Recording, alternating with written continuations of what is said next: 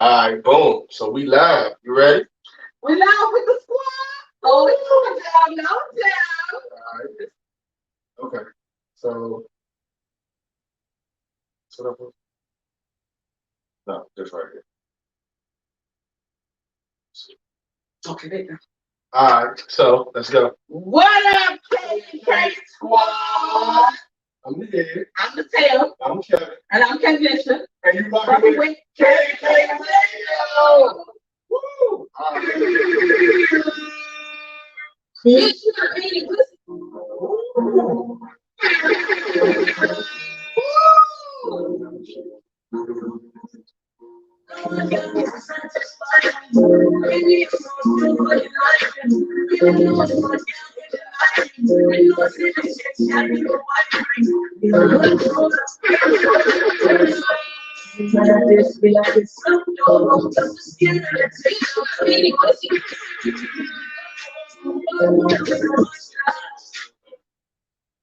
Hey y'all, so we are back, and I don't know where the echo is coming from. All right. So look. Yes. So now I hope that is better. So guys, so we got our own little radio. So this is our first day. So bear with us.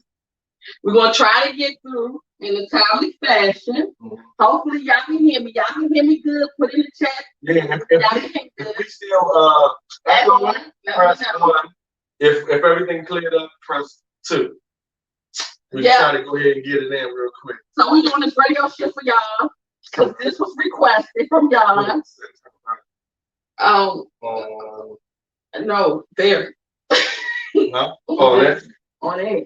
Wow, that's crazy. Y'all can hear me loud, loud, loud. Okay, we hear no echo. No echo. Kevin, don't turn it down too low now. See? Let me know if y'all can hear us good now. All right, so what is it looking like? Somebody said 2, somebody said 1. What's 2 and 1? 2 is that it's cleared up. 1 is that it's still echo. Oh, no, just tell me. Turn it down. So we should be good right now. Hey, Let y'all. me say, pick some of that popcorn. Yeah, son.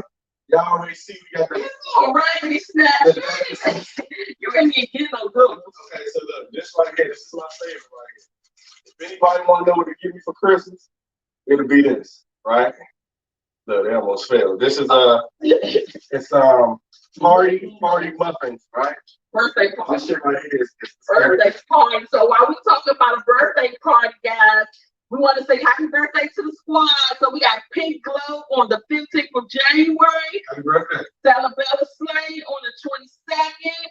Chantel McDonald on the 20th of January.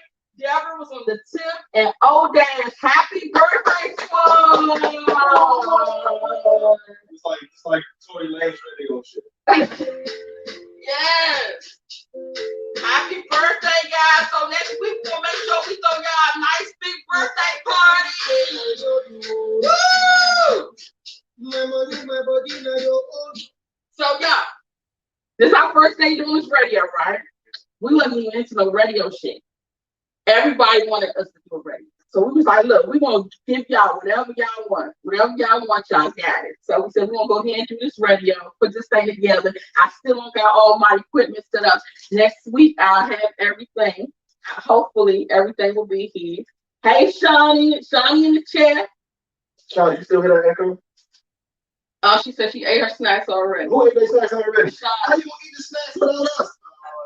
Cold for that one. Cold-blooded for that one.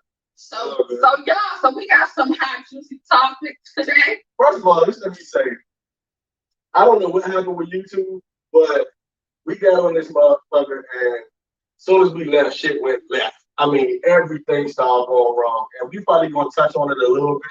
Oh yeah, this is our first live of the year. This is our first live of the year. First live of the year. Oh my God. Why y'all ain't tell us? Why y'all ain't tell us? We've been so busy, y'all, trying to put the house together, trying to do all types of painting and drywall and spackling and this, that, and the third. Right now, we just built our YouTube studio yesterday.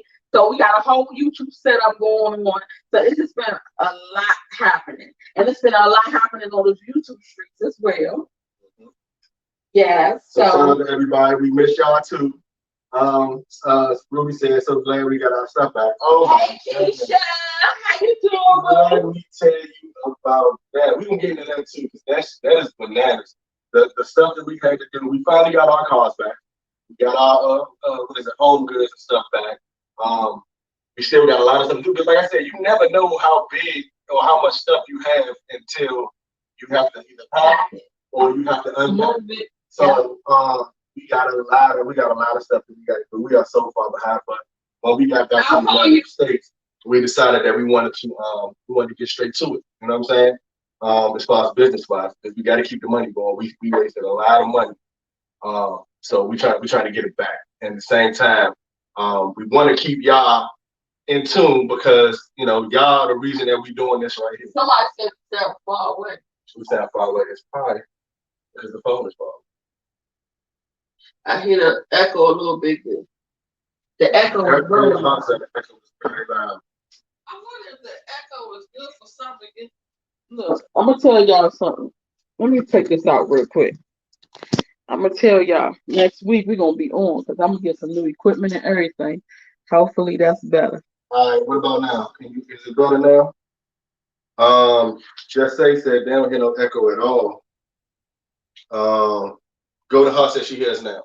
So I think Go to Her was the one who initially said that we were so far.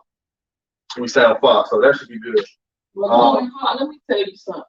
Might have to plug that phone up, because y'all know how we do it. We all nighters out here. Because let me tell y'all, I was just not prepared for today, even though I tried to prepare for today, but I heard some bad news and it had me like, ooh, my container that came from Africa is being held by customs, because they said they found some seeds in my container, and the seeds, they sent it to agriculture to get checked to make sure we ain't smuggling no drugs. Yeah. I think it's the dumbest shit I ever heard. It was my bird seed. And it might have fell during the transport of moving stuff. It might have fell on the floor. So they said they're going to keep my car. I don't know how long they're going to keep it, but I'm already at, what, $2,000 for fees. So I don't know how long. They come say it could be up to 30 days. I mean, I'm just going through it today. But you got to keep a smile through all this bullshit, through all the rain and pain. You got to keep a sense of humor, right? Got to. Yeah. If you know, you ain't got nothing left. Exactly. So I said, I'm going to come on here anyway. I'm going to talk to y'all. Even though I'm going through it, I'm going to get over it. For Black, I think the problem is my voice does not echo as loud as hers does. So I'm gonna try to talk loud, because I know my phone is back, but like my phone I got my Note 20 recording, and we got this right here, and then we got the TV on the wall. So we just trying to get everything together. Like I said, like she said, this is our first time in our new YouTube studio. We actually cleared out a room and made it just for YouTube. So we're gonna get the acoustics together. We're gonna get the lighting just right, perfect. We'll get the sound and all that shit good, because we still got a studio in the basement. You see what I'm saying? So we got to get everything pieced together and routed together as far as sound and lighting and stuff like that. So yes. Work on. So it's been going through so much. We're gonna get it started though, but it's been a lot of stuff going on since then. Like I said, y'all seen the video of us getting our cars back. That was a beautiful moment for me. Y'all seen me finally pull my baby out. I was so happy to see her. She sound good. She still look good. Oh, but Customs ran through my shit. Man, like they ain't really fuck with her car too much, but Customs ripped up my rugs. And if anybody knows anything about cars, y'all know that the Impala SS is like one of the most coveted American muscle cars that you can get, especially back in the 90s. And I love that car. I have two of them. I have one in my garage, and I have that one right there is what I drive around. But everything on it is soon to be customized, like my last one was, my blue one that I had. And the way that they mistreated my shit in there, they ripped my rugs up, they took everything out of my trunk, they took my speaker wires, all my audio stuff they took out, they pulled my radio out the dash, they ripped my dashboard off, they took my Impala SS symbol out their center console. I mean, they tore my shit up. And I guess because of the type of car it was, you know what I'm saying, They was looking for some type of drug or whatever, something illegal. I don't know. But they ain't find shit because now I got my car back and now I got to take it to my man and see if he can touch me back up again like he did before we left. So that's gonna be on the way. We're gonna put up a video about that. The road, I'm gonna call it the road to recovery for my shit, man. Because right now that John out there looking like he do some type of drugs or something, and I don't appreciate it. That's a beautiful car. I spent a lot of money on it. Somebody said, okay, so let's go back. Let's read some of the comments real quick. Okay, Odash said that he's an audio engineer. Odash, we definitely need to holler at you. Yeah. And happy birthday. Truth Talk Truth with Shawnee said, I sent y'all my phone number and email and y'all did call me, fam. You call Shawnee? No. You had to. No, I don't think so. I had so many tax clients. It's been like they flood. Oh, so maybe she missed like maybe yeah, she like, I meant to call, but the tax clients is overbearing right now. So now. before the weekend is up, Shawnee, she's going to call you. Definitely. I'm gonna make her do it. We're gonna make it happen. So that segment, Kevin just running the show, y'all. No. That segment was in the news. So in the news, I just wanted to let y'all know what was going on with the container. And also, we adopted 3 girls from Africa, from Ghana. So we adopted 3 girls, and they are on their way over here. So that's exciting, but it's kind of exciting. It's kind of like there's so much stuff going on, and I'm like, dang, I want to get them their own house, and I want them to have their stuff together. And I'm like, I'm not ready myself because I got my car situation happening. So I definitely want to do a whole series of us building the house for the girls, because we're going to build an extension on our house. It's going to be like a guest house, and it's going to be all for them, like a 3-bedroom, 2-bathroom type situation. And we've been building everything. We've been doing it all. So we're like, okay, we're ready for this. So we're going to go ahead and build them their own space. So that's exciting. And then we might be going back there soon if this car situation is messed up like it is. But we are getting ready to go to Gambia. Word. Unfortunately. Ain't no unfortunately. We're going to make that shit pop like we always do. You know what I'm saying? Regardless of whatever that was happening, we had fun. We made the most out of it. Like I said, we had fun. I'm going to say we made the most out of it, and we're going to continue to do that shit. So that ain't about nothing. All right, let's get back to a little bit more comments, and then we're gonna get into our little talking shit. But let's acknowledge. I said, I'm like, why are you building in my house? So I'm building in my house because I got this thing. It's something wrong with me. I know. I gotta have a room for everything. Nobody can share a room ever. Can anybody ever share a room in our house? Mm-hmm. Nobody. So if I don't have enough rooms, I gotta figure out a way for you to have your own room. And everything has to have its own room. So we just built this YouTube studio. This was the back porch. We had a deck, and we enclosed the deck and brought it into our house. So we made a YouTube studio. Then I got a beauty salon. I got a sewing room. I got a gaming room. I got a kids gaming room. I got a playroom, which is the daycare. I got a office. I got a spa.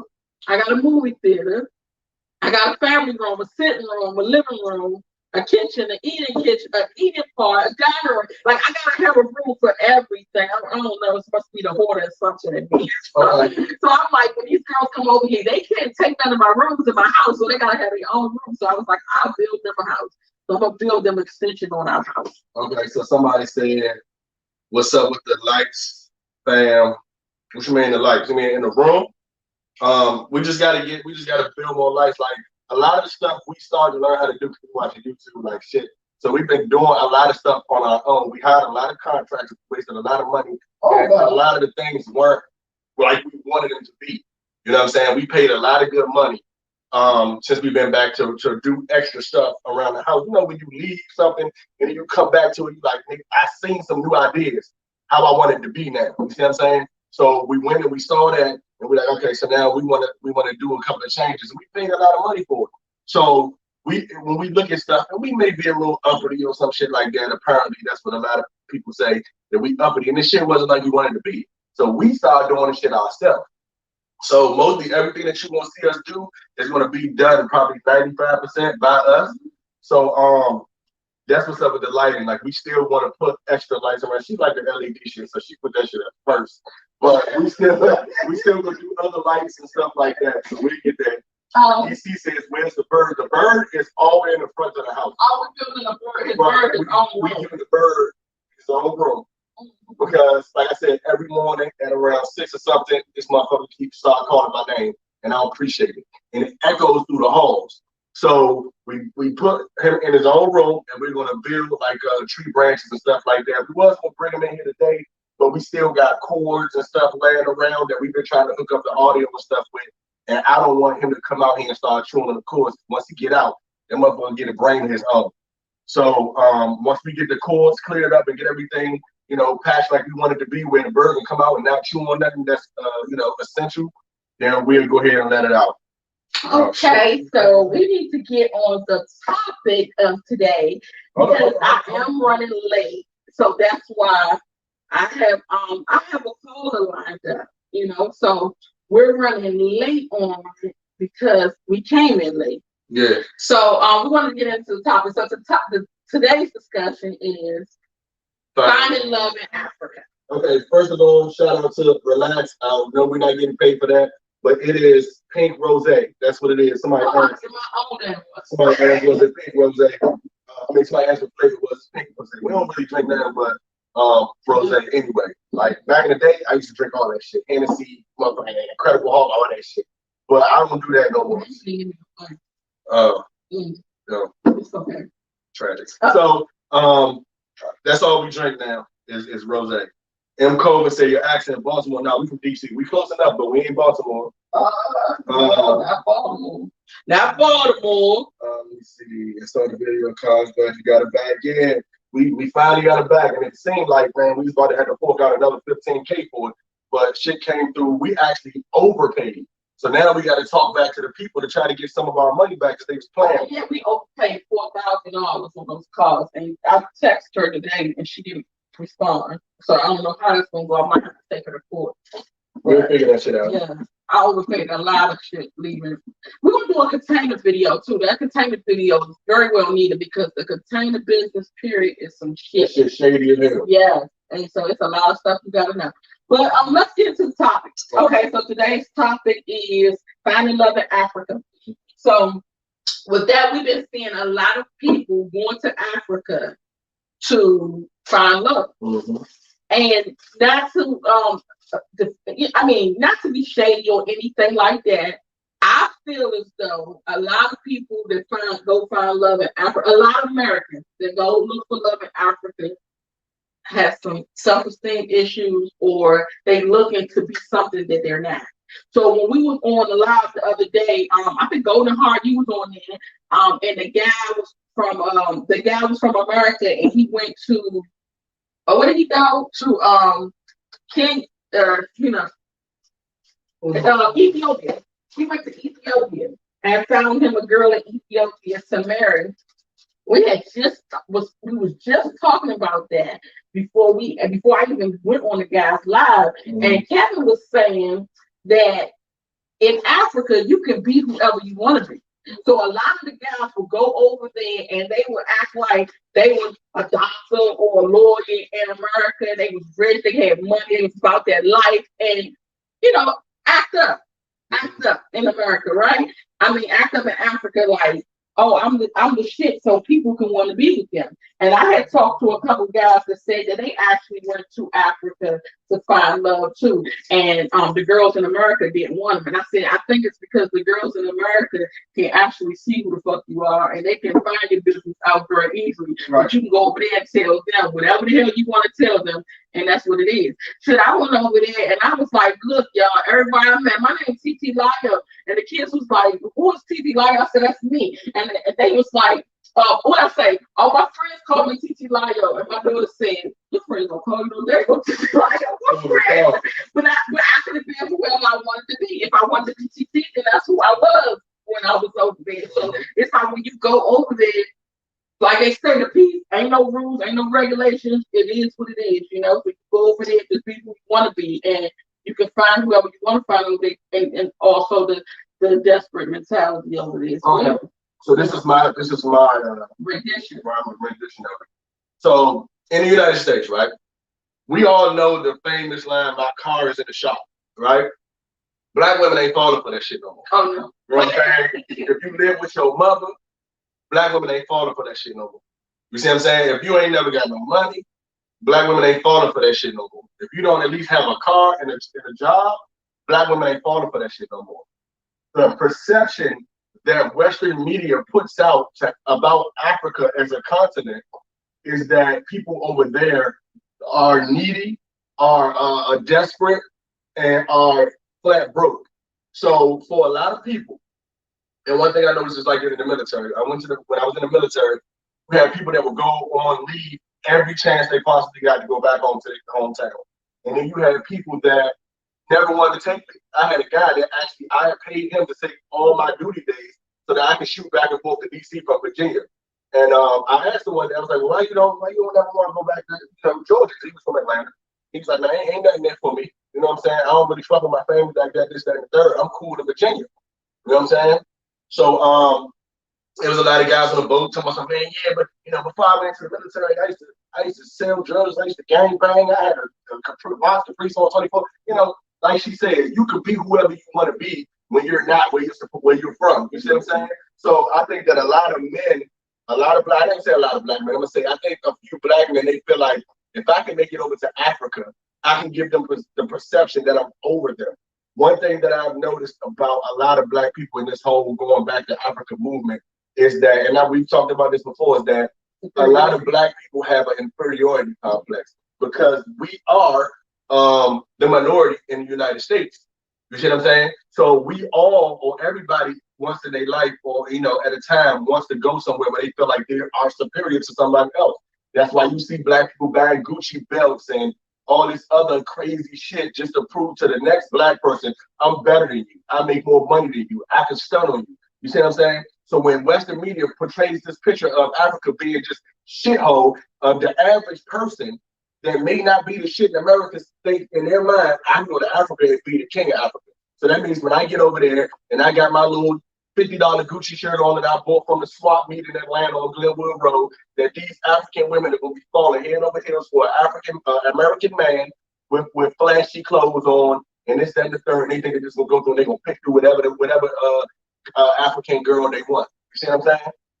And a lot of people are realizing that that's not how it goes. However, you have on the other spectrum, you have women that may do it for the same thing, but they may think that the quality of a man may be better. When you think of an African man, you think of a strong warrior, you think of somebody that's grounded and rooted. And then there's a few women out here that look at black African American men like, oh yeah, these niggas ain't shit. All they want to do is smoke weed and listen to Lil Yachty and all this other crazy shit. They say, I'm gonna go give me a African Mandingo and this shit like that. So they go over to Africa also looking for that same love. They're looking for somebody to be that soldier or that warrior that they're looking for in America, and they think that they're going to get it on the other side of the grass. And that's not how it always works. I've talked to numerous women about African men, and there's no shots to African men because, like I said, at the end of the day, we all one. We just a different culture. We move at different speeds. And, right, we are a different type of nigga. But it was one thing about a lack of compassion, a lack of public display of love, things of that nature. And that's because when you go to a lot of African countries, a lot of them are Muslim, and Muslims abide by strict rules. So if you're not ready to understand that you're not going to be able to be hugging and kissing in public, then that's not the man for you. But they don't understand this. They're just blindly looking for love, and then they go over there and they get a rude awakening. The same thing with the men. The men go over there and they think that they found something. But once you do that and you put that in their head, you got to supply for that shit. So once you get over there and you realize, wait a minute, Africa ain't too much different than America when it comes to the money and it comes to the standard, then that girl like, okay, where those dollars at?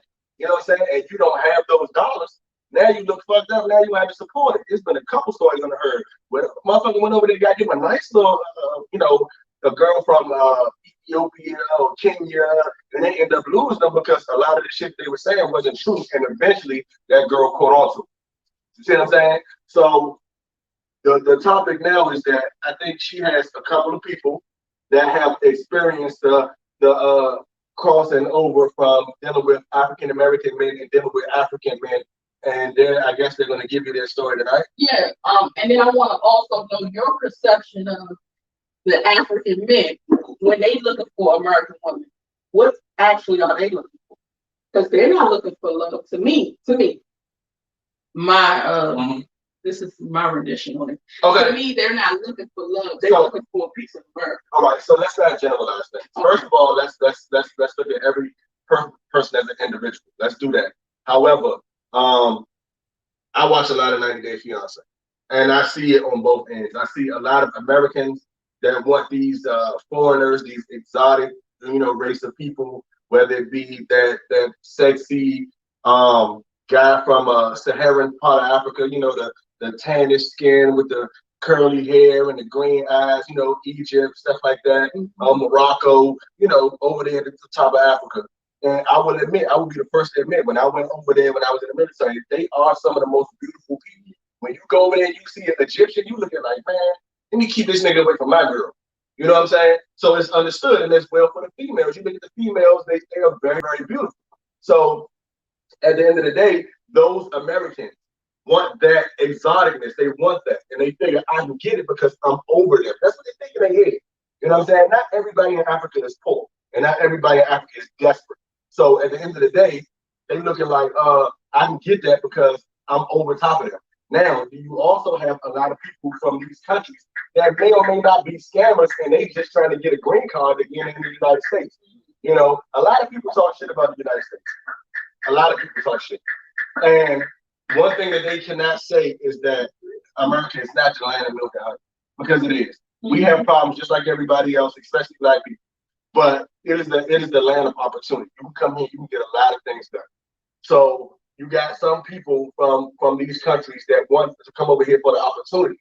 They may not necessarily want the woman. I know growing up in the 80s, people used to pay to come to America. So that's what my mom did. So my mom and my father actually paid her to get him his card and come to America. And I think it was like $20,000 at that time. And $20,000 was a lot of money. So she was like, hell yeah. So all her friends were doing it. It was like when you find that cash app type of deal, or you find a tax deal or something, you tell all your friends, man, look, my friend put me on. So all her friends got married to the African man and brought him over. And my mom was like, I asked her plenty of times, why you never stay with him? She was like, I didn't want his dirty ass, I just wanted the money.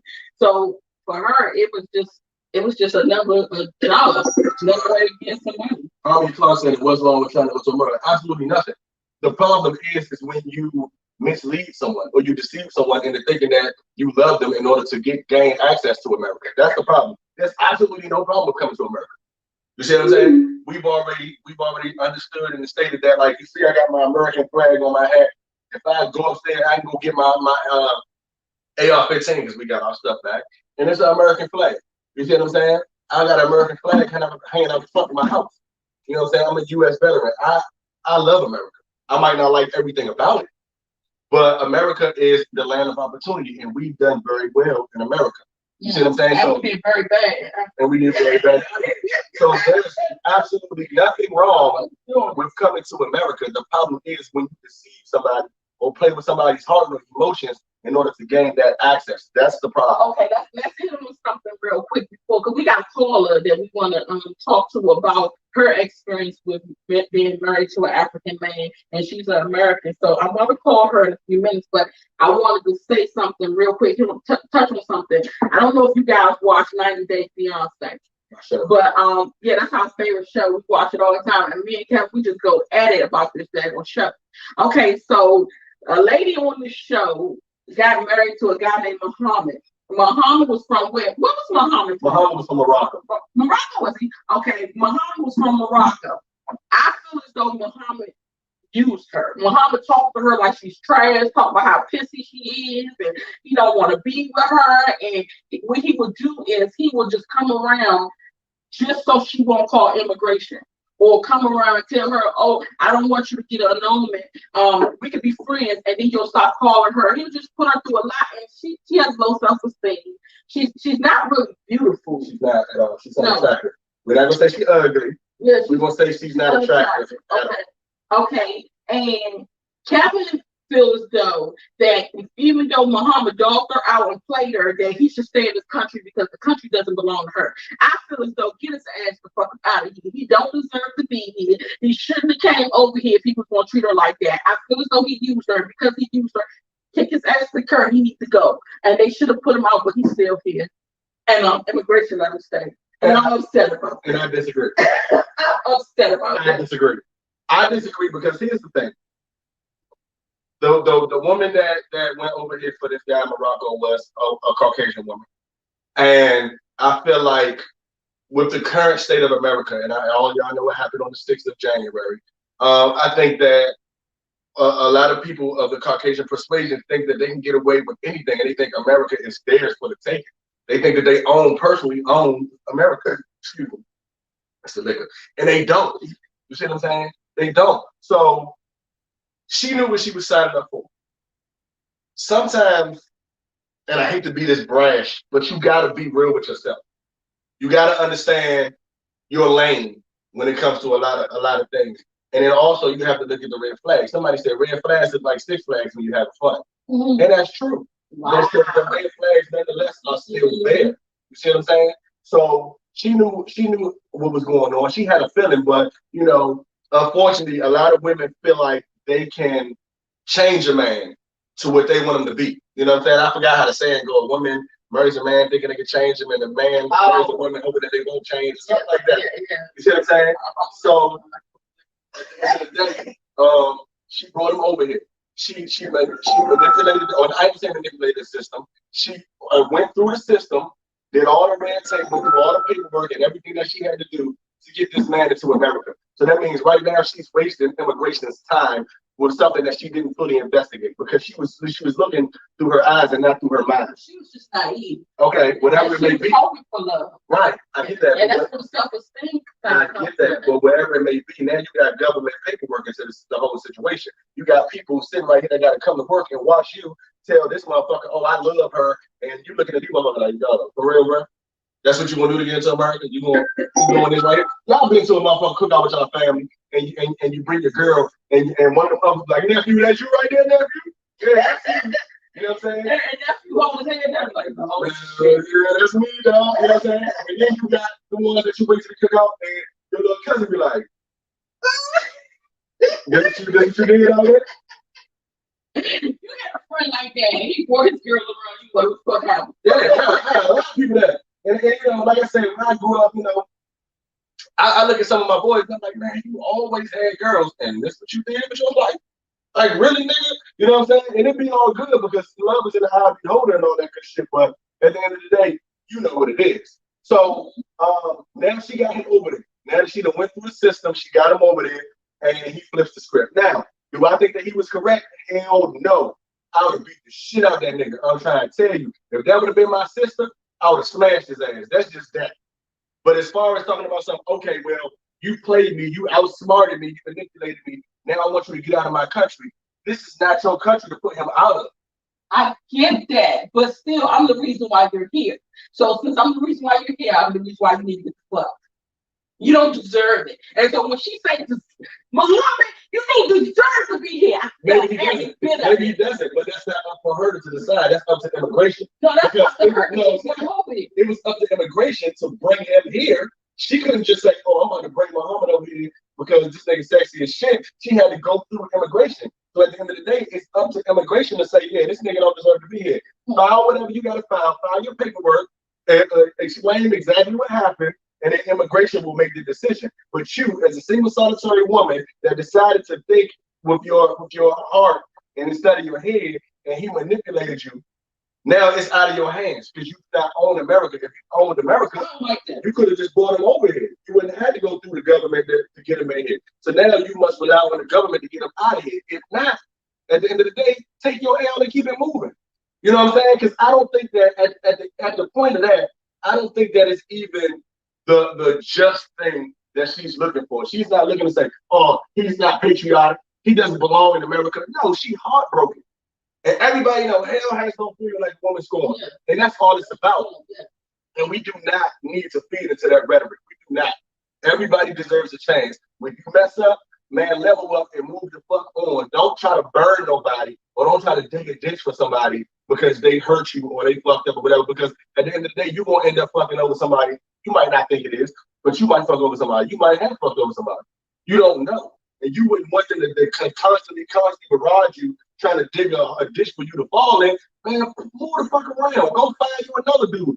Hell, go looking online and looking for another motherfucker. I'm too hurt, Tim. I don't like it. I don't like it. I really think he need to go home. And I started to write immigration myself. And y'all know what was so crazy? The whole time I'm thinking I should write immigration about this situation, right? We was watching, y'all know Chantel. What's called Family Chantel. Yeah. She's on 90 Day Fiancé as well. I'm about to wrap it up, y'all, but I just want to let y'all know.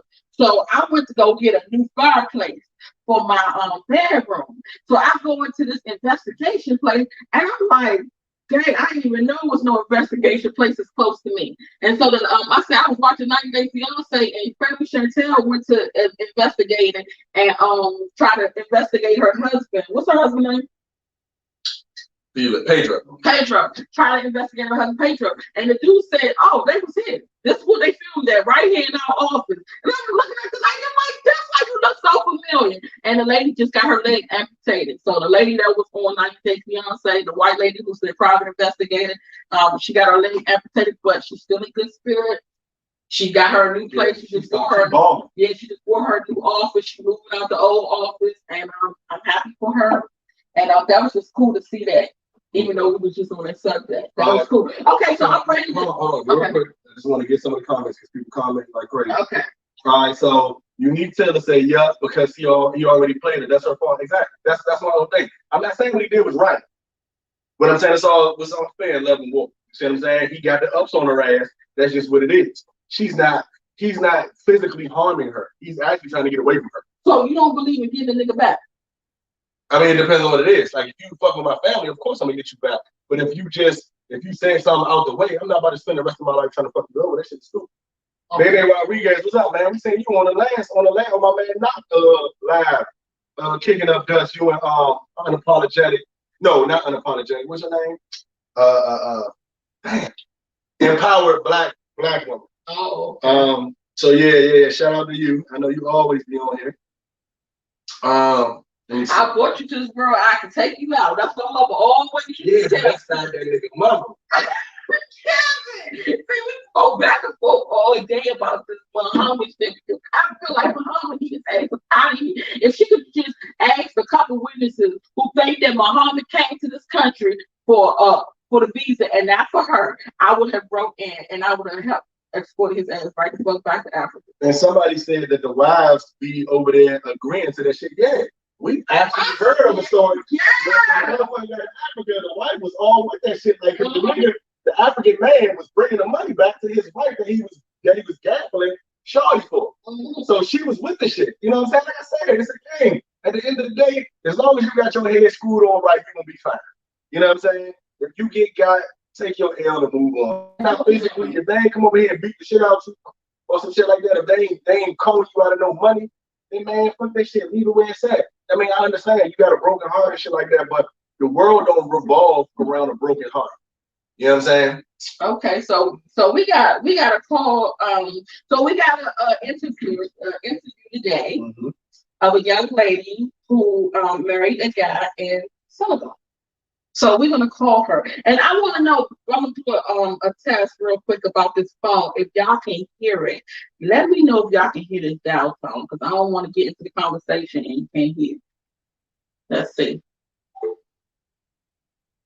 If y'all can hear this dial tone. I don't know if they'll be able to hear that. You don't think so? I don't know. You can't call on your phone and yeah, I can call on my phone.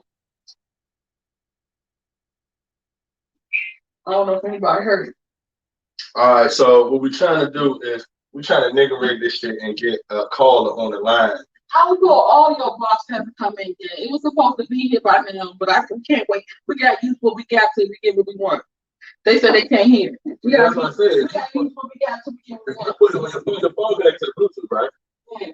So if you put it on your phone, they should be able to hear the Bluetooth. But it ain't gonna.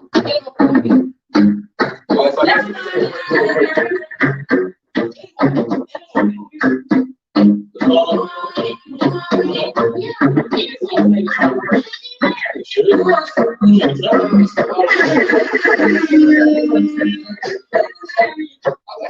try that. Somebody said, what's the bird's name again? The bird name is Cocaine. Cocaine Drew. Because he's cocaine white. Okay, let me leave it on Bluetooth. Ronnie Cooper said, y'all looking fly. Appreciate you. Yeah, I was trying to see if this thing will go on to Bluetooth. You know about that coffee for black youth? You know about that coffee right there. Should be jamming. You hear me? But you said you can hear me? You put it on the Bluetooth? No, it don't go on the Bluetooth for some reason. It's not an option there. So we on speaker, y'all. Let me know if y'all can hear. Say hello. Okay, y'all put y'all one in the chat if you can hear me, right? Mm-hmm. One in the chat so that we can start a conversation. Once I find out if everybody can hear me, then we can start. You can get a call and put a one in the chat. Just start talking or something. You can introduce yourself. South Carolina said I'm back in the States every day. Okay, they said we can hear you better, Kavisha. Okay, can you introduce yourself? Hey, how are you guys? I go by Miss Sophie. Okay, they said they can hear you. They said they can. They said one for you, but not the caller.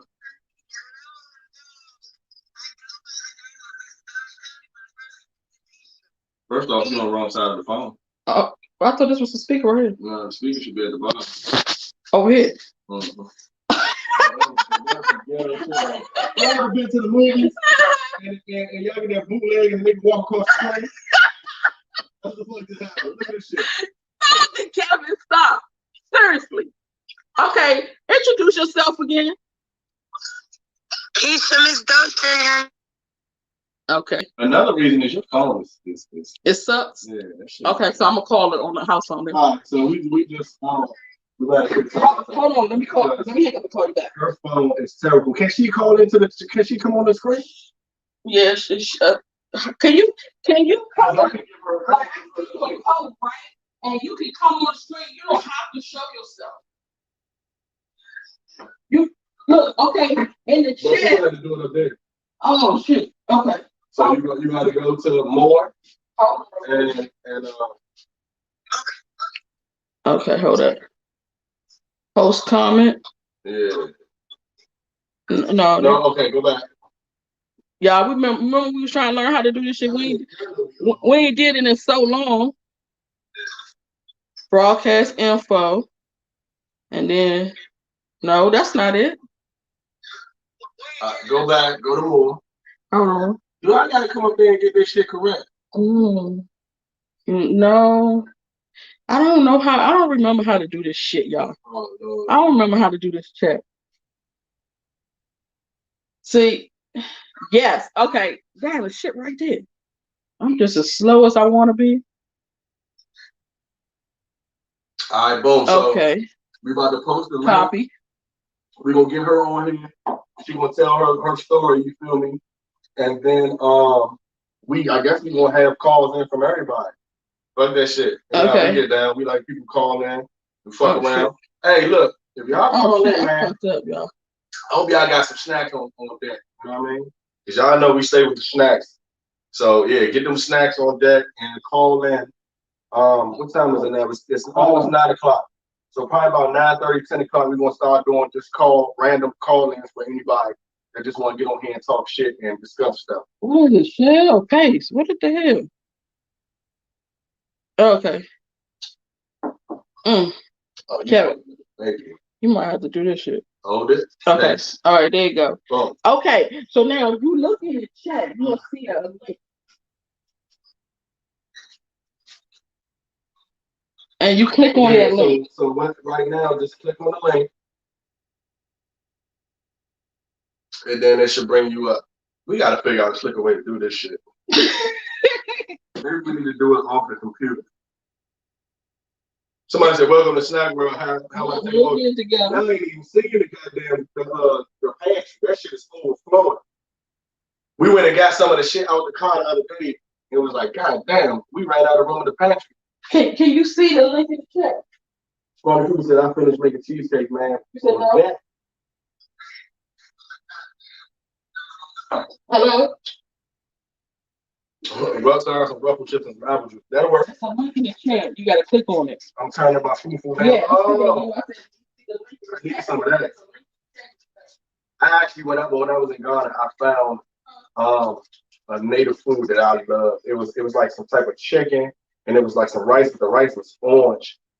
Oh, I think it wasn't jollof rice, but it was something else. And oh man, that shit was dynamic. I love that shit. And we once we found it, we just kept going to that restaurant over and over and over and over and over. So yeah, that shit was bomb as hell. Mm-hmm. Somebody said, tracking the market said older ADOs would do really well in Africa, finding love, especially to African women. That would be true. Here's my thing. You have to be established. For real.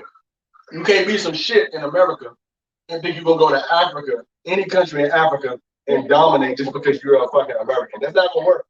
You know what I'm saying? If you're established and you're ready for that, then yeah, you will do well finding love in Africa. The problem is, like I said, it's the misconception that you could be some shit in America, but you're gonna be something on the continent. That's not how it works. True, what Shawty said, Brother Chapman, do not donate to Impact no more because what I call it, Jam Master J. GMJ got busted out by Michi X for what he did. I haven't heard anything about Jam Master J. Grandmaster J since he got out of the feds. I seen you type something when she was talking about them beating women or some shit like that. That's something I'm gonna have to look into. But y'all heard about that T.I. and Tiny shit? Oh my god! Hey, I got a motherfucking meme that I posted on my Facebook, and it's the T.I. album, his first album, Trap Music, where they got Bill Cosby face on it. That shit is hilarious. Okay, hold on. Somebody said, Kevin, I want you to teach my sons how to shoot the AR. I have one destined junior RTC. Oh man, that AR smoother than butter. You understand what I'm saying? That ain't nothing. And I got a new scope on the way. I think it comes Sunday. I'm hoping it comes Saturday, but I think it comes Sunday. And I got a brand new 2X scope for that motherfucker. I got a beam on it already, and I got a red dot. But that, you know, I need something to get me closer. But yeah, that AR is true. I love that. But if you want your son to shoot, bring him over here so we can shoot that Desert Eagle 5, that 50 cal. He shoot that motherfucker, he'll beast. That is gonna tear your shoulder off. But if you can shoot that, he can shoot that, man. All right, let me see. Snack night, let me find out. Right there, run. Yeah, man, baby, run, go get some motherfucking snacks. You already know how we do. You be on every live, and you be in here chilling like a motherfucker. Go get your snacks. All right, we gonna be here. We ain't going no goddamn way. Last live we did was 10 hours. Like 10 hours and 20 something minutes. And we still didn't want to go. We about to take y'all niggas to breakfast with us. You know what I'm saying? I didn't say that. I said if baby want to go get some food, we will be here for her until she gets back. That's what I said. Because it ain't like we leaving no time soon. That's what I said. Sugar Shy said y'all had enough snacks to open up a small store. Man, dead ass. Like, did y'all seen the post on Facebook? I think she put it on YouTube. Like, that was before we got the cars back and popped the trunk and found even more shit. Like, a lot of people say that we wasn't prepared. We didn't research before we came to Africa. And when we said that we was looking for snacks for the kids and they didn't have anything what we were used to, and they say, oh, well, you should have brought your own snacks. Nigga, did you see my trunk? We had snacks galore. Look. If everything would have went as planned and all our stuff would have got shipped over there like it was supposed to be, it probably wouldn't even be no YouTube video about those snacks because we would have had them motherfuckers on deck.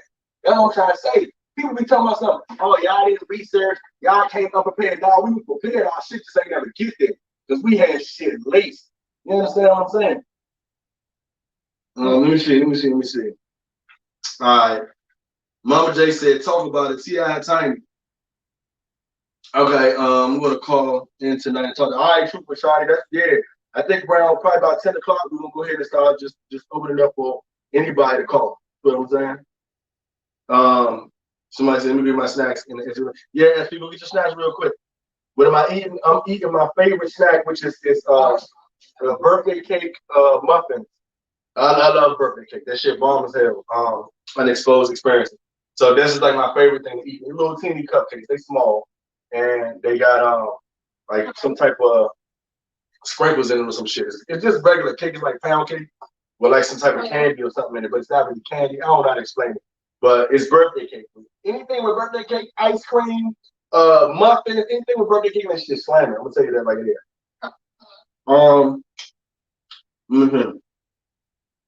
Bottom line, Ghana didn't have no snacks. That's it. That's all it is right there. And I'm not gonna say Ghana didn't have any snacks because they did have a few snacks. We went to the bigger supermarkets and they had Pringles and maybe like Oreos, but you know they didn't have like the shit that we used to. You know, Americans be spoiled. A lot of people refuse to admit that, but we are as Americans very, very spoiled. So when we go to another country, we expect it to be on point, but we expect it to be aligned with what we know. And unfortunately, that's not how it is. But we had the snacks. We didn't need African snacks. We didn't need Ghana snacks. We had our own shit. You understand what I'm saying? If that container would have made it over to Ghana, y'all seen, she took a video of when we first got them shits off the container and popped the trunk. Snacks was fucking everywhere. You understand? We ain't got no reason to lie to y'all. We had that shit on deck. That shit wasn't nothing. You know what I'm saying? Best we was prepared. The Mama J said the closet container looked just like research. That's what it was. You heard me? We did research. We researched everything. We seen the shortcomings. If you when you go to the container, we had even more shit in there. You understand? We had that shit, man, sold up. They just the shit just never made it. Hold on, what you doing? Okay. Okay, we'll push her off real quick. Let me see. You put her in there? Okay, now put the X. Okay, we in here. All right, tell her talk. Hello, can you hear me? Yes, we can hear you loud and clear. Oh shit! All righty, great. I can barely hear you guys. That's fine. Just go ahead and talk. I don't know what's going on. Why you can't hear? Let me get you on another device. Can you hear me now? I can hear you, but I'm gonna I got another device going. Oh yeah, turn the other device off or turn it all the way down. In the next city. Yes, because I have you on a different device. Yeah, it would echo, so you gotta turn that other device on. Y'all forgive us. Y'all know we old and we have. Alrighty. Yes, because I have you on a different device. Okay, it's echoing. You still got that other one running? She got something on. Whatever she on, tell her to turn it down. Okay, let me see, because I'm afraid I might not hear your questions. Okay, now you turned it off, then. No, I did, but I can hear you, but just not extremely loud on my end. But okay. we can work with what we have. Okay, cool beans. So go ahead and introduce yourself. Hello, everybody. I am Keisha Miss Dolce. I'm so happy to be on this call with you all. Okay, hold on. Now, everybody, if y'all can hear it clearly, without an echo, press 1. If you have issues, somebody said, "Hey, Keisha, girl," so they can hear. Hey, how are you? Okay. All right, so let's get into it. All right, so we want to know about how did you meet the African man that you married, and where was he from? Okay, so I was extremely young. I was probably I'm 36 now, but I was probably about 22-ish. And I actually met him at a mall in my hometown in Missouri. Believe it or not. Oh, okay. So I didn't meet him in Africa. I met him right here in America.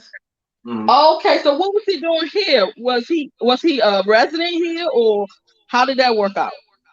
Well, I mean, we're not giving too much detail. I think he pretty much came to the country as a young child, so he was here pretty for many years already. So he came in as a young child. Okay, so what attracted you to him? Just his confidence, his swagger. In the city where I lived at, it was like a lot of young Senegalese guys that just had this confidence and had this swag, and I guess I guess the mall that I was working in, you always see a group of, because one thing about Africans, I'm not saying that they don't have American male friends, but they mainly find their culture, the people that they come, Mhm.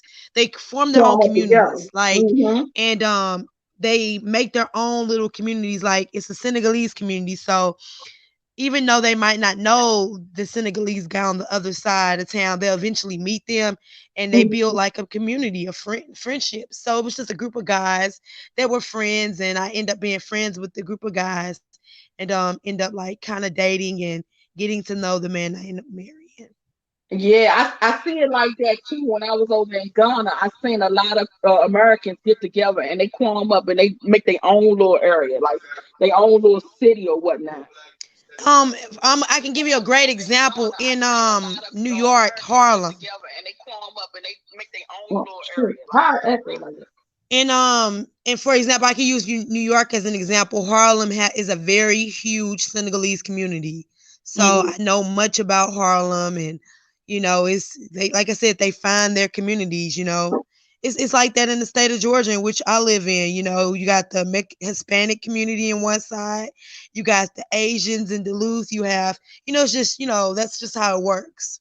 Mm-hmm. Right. So, yep. So, the other question I had for you, from my understanding, African men, when they marry a woman, they marry them for business.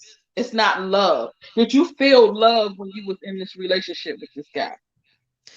Okay, I'm gonna be honest about this. Mm-hmm. And that's a good question. And I think that you have a really, like, you're right about that mindset. I'm not gonna say that's true for every situation, but for my situation, because I can only speak for mine, I think because we were both young, I think we truly like married each other for love. But I think the cultural shock and the, I guess, being raised differently when it comes to our religious backgrounds. He was a Muslim and I was a Christian. I think once we got together, and once the young puppy love was gone, we began to start, having, moments where we found sometimes it was, one minute it was great and sometimes it was difficult. And I just think it was a cultural shock. And I do think that he married me for love. Or I think sometimes my sister, I'm gonna use a perfect example. My big sister, she's like 14 years older than me, so she's very wise. And she's always say you got to catch a nigga when he ready. So I guess maybe I just wouldn't be surprised if he was just in a point in his life where he was ready for marriage and he found me. So I Mm-hmm. think he married me for love, but I think maybe after about 2 or 3 years of us being married and just, the conflict, here and there that we might have, I think that it did become strategic Mm-hmm. because I must admit he did get his final green card through me as well. And I like I said, I think he married me for love. If anybody asks me that, I'll say, I believe he married me for love. But I think that he, wanted to maybe get out of the marriage, but he didn't get out the marriage because it got strategic. It became business. So What I made you just think that you believe wanted that to get he out the marriage? stayed for what the ultimate goal was like, okay, well, it's not working out. Where we have our moments. I love her. She has my children, but let me just stick around and stay as long as I need to accomplish the goal. And that was to complete the green card. But wait, I don't think he would have fully like left me. But the Muslim men believe in having more than one wife. So I think that, if we would have stayed together, I probably would have possibly ended up in one of those situations where I'll be the first wife and he'll eventually marry maybe an African woman and she'll be much younger and she'll be the second wife. Mm. I think that's what would have happened in my situation. So Kevin's question for you was, what made you think that he wanted to get out of it? Um, I, I learned after divorce that a man's love language is different than a woman's love language. Mm-hmm. So for me, I complained. I have nothing negative to say about my African ex-husband. He is the first man to ever show me what a man really looked like outside of my brother, and he was an extreme provider. Outside of being an extreme provider, the thing that I lacked was the love. Like I felt like because all he did was work, and that's because providing was what he did, so long as I had what I needed, roof was over my head, he gave me money the way I wanted my money, or needed when I needed money or wanted to do things, he gave it to me without a problem. It was always sky's the limit. And I just think for him, if I can judge the situation, just telling my testimony, I just think that, I guess maybe a man in some situations, some men don't know how to be emotional. They show their love through being providers or coming home at night. And I just think for him, I think that he was constantly trying to make it work. And, I can admit that on my end, I had some ungrateful moments, because I didn't understand the love language. I didn't understand the cultural difference. So to answer Kevin's question, I think he wanted to get out because he was exhausted with trying to convince me that he loved me, that he wasn't using me for a green card. Because eventually you get around people and people judge your relationships as well. They always say that when you're in a marriage, it's best to just keep it amongst yourselves, somebody you truly trust to confide in, or to God. And, when you have problems, sometimes you run around for opinions. And then once you get that opinion, you got Susie's opinion on the left side, Jack's opinion on the right, and Tawanda's opinion on the left. And then your opinions are crowded and you bring that home to your household. So like I said, I just think he wanted more so out Kevin because he didn't know what else to do. And like I said, he stayed. I think he loved me, but I think the love was exhausting. And he just wanted to stay for his ulterior motive now. It was more of a motive of just completing the green card process. Oh, okay. That's just my feeling. And that's just me being, this is my truth and this is what I'm expressing and what I think is my situation. She said It's my previously situation. he was here for a while, since he was here for a while, right? I really can't hear you guys. I'm going to have to turn on the other device in order to just even hear anything. You can't hear me? Very low. Oh, wow. I really can't hear you guys. I'm going to have to turn on the other device. Yeah, now we hear your echo. To just even hear anything. You can't hear me? Yeah, I can hear you because I got the other device on, but I'm going to pause it. Yeah, because when you got the other device on, it's the echo back. Yeah, so we hear echo. Okay. No, Ruby, she did not go back to his country. Okay. Hold on for a minute. Hold on for a minute. Let me get a break real quick. But going to Africa was, when I tell you the love was real from my experience. It was the most beautiful experience that I've ever had going back to Africa with him to visit his family, and the love was so real. Oh, Lord. Is he still caring for his kids? I don't think I can hear you. Can you hear me? Yes, I can hear you a little bit. Oh, okay. So Kevin's question was, is he still taking care of the kids? Oh, extreme provider. When it comes to, just being a man and being a father. I have, like I said, I will never say anything bad about my ex-husband when it comes to just his character. Extreme good. I was blessed with a good person, just a general good person. And I think many years ago, my brother, he told me that, when you have problems with someone, you have to take yourself out of the situation when you have kids. And when you're concluding it, it's no longer about me. It's no longer about him. It's about the best interest of the children. And that's what I had to eventually learn. The most important thing was the best interest of the children. And I have nothing bad to say about, him as a father. Everything is great when it comes to that.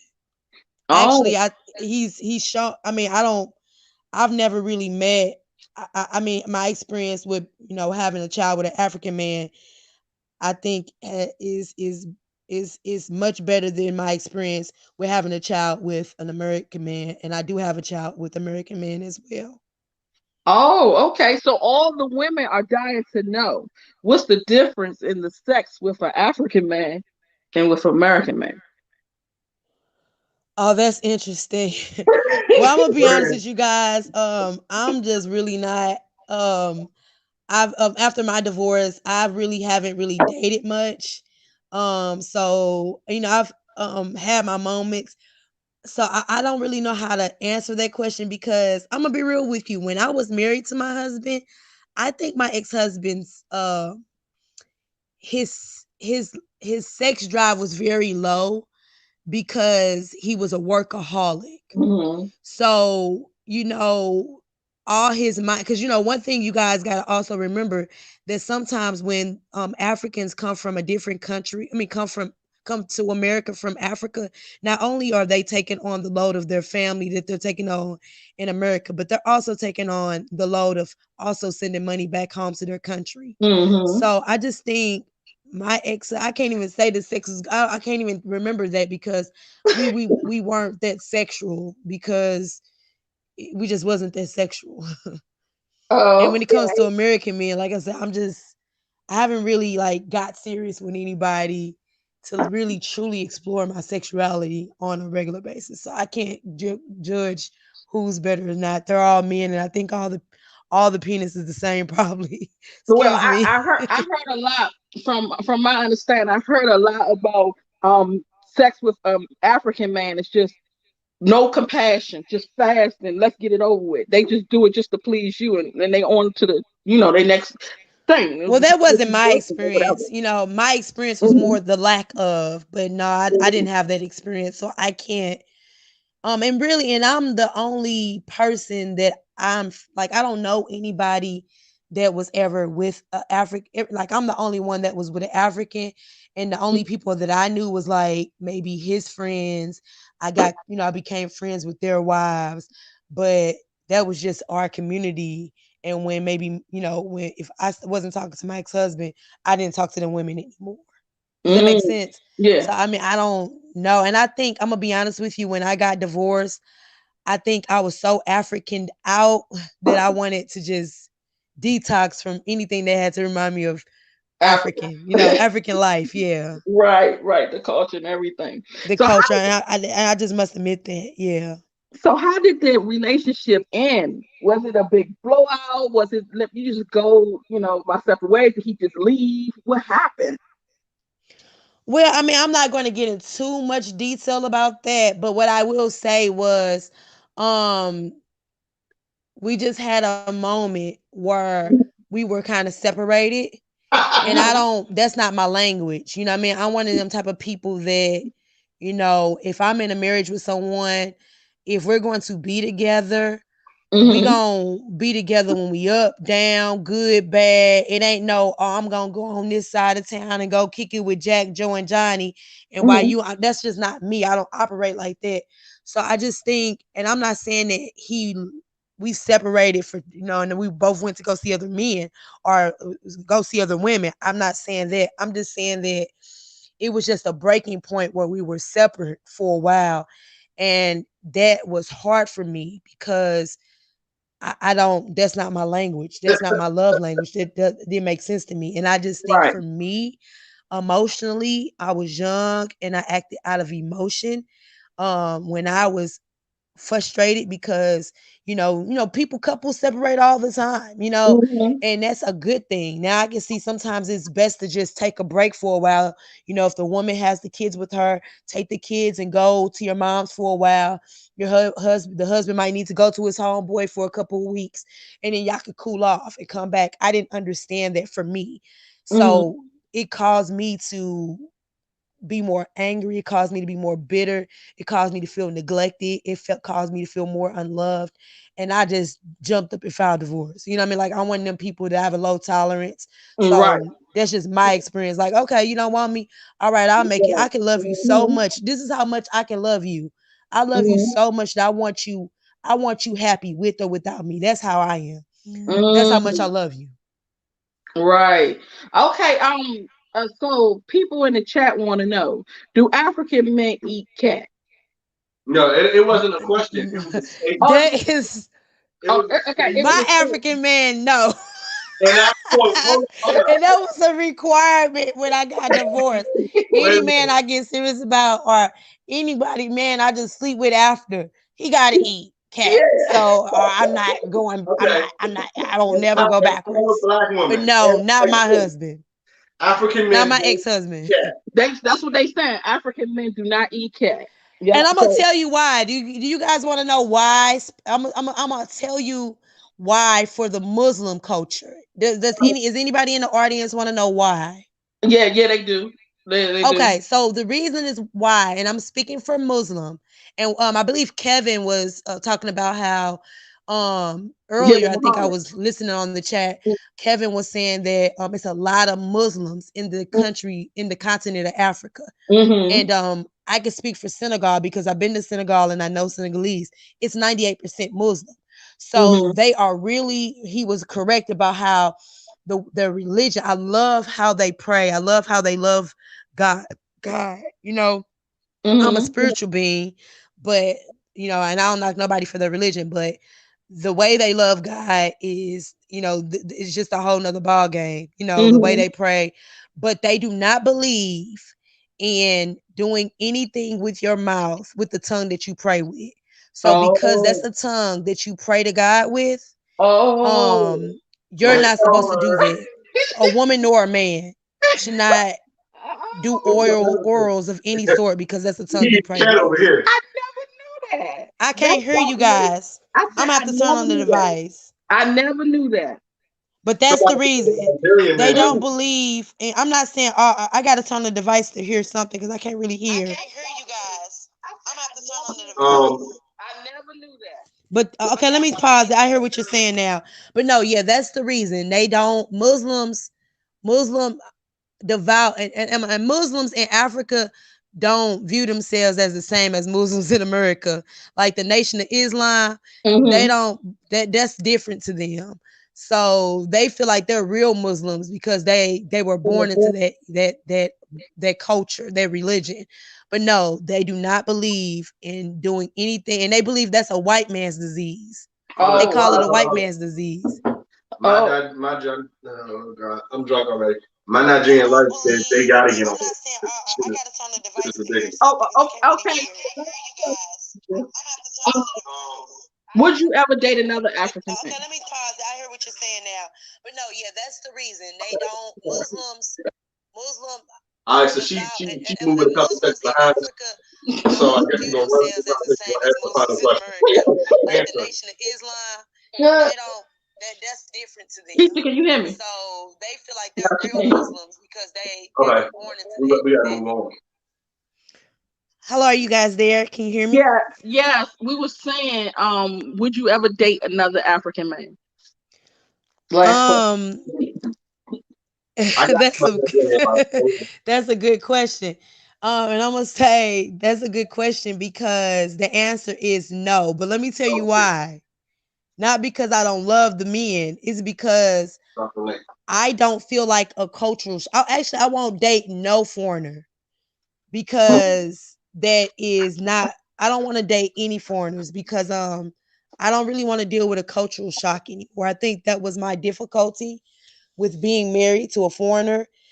It's different from men because a woman is going to cling to whatever her husband usually says it is. That's why in a Muslims culture, they don't believe in their women being with nobody but a Muslim man because they know if their Muslim woman goes with an American Christian, she's gonna probably become a Christian woman. So they're not gonna lose their women to their men, to another culture's man. But for me, the answer is no, and that's not for African. That goes for any cultural, any person of a different nationality, because I don't feel like the cultural shock. I don't feel like having to learn, the difference. Does that make sense? Yeah. So we're gonna stick with our own. Yeah, I just, and it's not, and let me tell you, it's crazy. Please, and don't judge me for all the American men that are on this chat. I don't necessarily have the best experiences with American men. But I just keep being patient till I get blessed with the right American man for me. But I do not want any more foreigners. Period. Okay. No country. I don't care, white, black. I don't want nothing that's opposite from, you know, my mama being American, my daddy being American. I just want to try an American and just wait till the right one comes. Right. I definitely understand. Well, thank you so much for this. Keep her on. I want to say something. Oh, Hey okay. guys, Keisha, can you hear her? can you hear me? I can hear a little bit. I only can hear if I turn on the other device. So, But I mean, if you guys, I'll just go quiet. I'll try to listen as deeply as I possibly can. okay. Okay, cool. My Squad, Nigeria- K&K squad. What's up, fam? What's up? Hey, look here. I see your profile picture. You got the whole kid on her. Oh, listen. Let me just. Okay, I'm from the DMV. I'm not from the DMV. I live in the DMV, but I'm from Brooklyn originally, born and raised. Big up yourself. But let me just. I want to hop on some of the stuff that she was saying. All right. I have to dispute a lot of the stuff she was saying. First of all, born and raised Muslim in America. My parents converted to Islam in the 60s, okay? And not through the Nation of Islam. The Nation of Islam isn't Islam. That's Black nationalism. That's number one. Right. So I got to dispute what she was saying because I was over here like, no, I got to call in because she's wrong. That's Black nationalism. Now, her husband is a Sunni Muslim from Senegal. I've been to Senegal. I've been to the Gambia. I lived in Nigeria. I'm going back to Niger, but that's a whole nother different story. I have African babies. I've been married to Africans, so I know how they get down. All right. So what she said about Muslim men not eating the kitty for mommy, that's not true. That's not true. Some of us do practice oral sex. Yes, we do. So you say that shit with a lot of tenacity. Yeah. I mean, come on. We all adults. We all adults. So I was over here like, no, sis, that's not true. Because she was saying something about whatever because they're reciting what she was trying to say was they recite Quran using their tongues, so they don't want to use their tongues to lick, a clitoris. No, that's not true. They lick it, they suck it, they do all of it. Come on, let's keep it. Let's keep it real. We need to make this shit 18 and over. Let's keep it real. So. Oh my God, y'all play too much. Yeah. So I just wanted to put that out there. Please don't. That was just her experience. Some of them are good, some of them aren't. Just like Black American men, it's the same thing. It's no different at all. So let me ask you this question. Mm-hmm. In a relationship, you say you've been in a relationship with an African man before. Are there any differences at all between the two cultures? I wouldn't say. I mean, some people assume when you get a divorce from an African, they assume that it was more of a cultural, because we had cultural differences.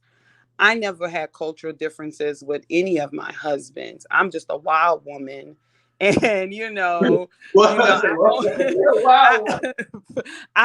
will accept certain things and I won't accept certain things. So, I mean, we just have to realize people are people. I have a preference. I prefer African men. That's what I like. I like African men. You know what I'm saying? Are they restricted to a certain country in Africa? What you say? I'm sorry. Are they restricted to a certain country in Africa that you prefer?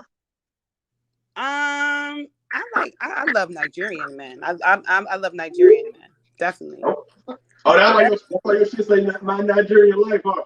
That's why I say my Nigeria life, because I lived in Nigeria. Yeah. You prefer a certain tribe over there? Oh, I love me the Yoruba man. Yoruba. And they say Yoruba have big mandingo. Well, I don't want to go there, but I mean, it is what it is. I mean,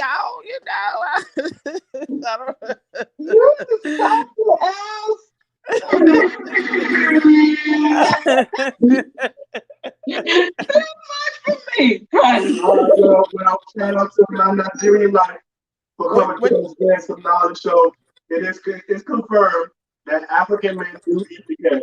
They do eat the kitties for mommy. Yes, they do eat the kitty for mommy. Yes, they do. Yes, they do. Yes, they do. Period. They have it. They got to do bend on Muslim. Sometimes What maybe you say? it's not the right one. What you say?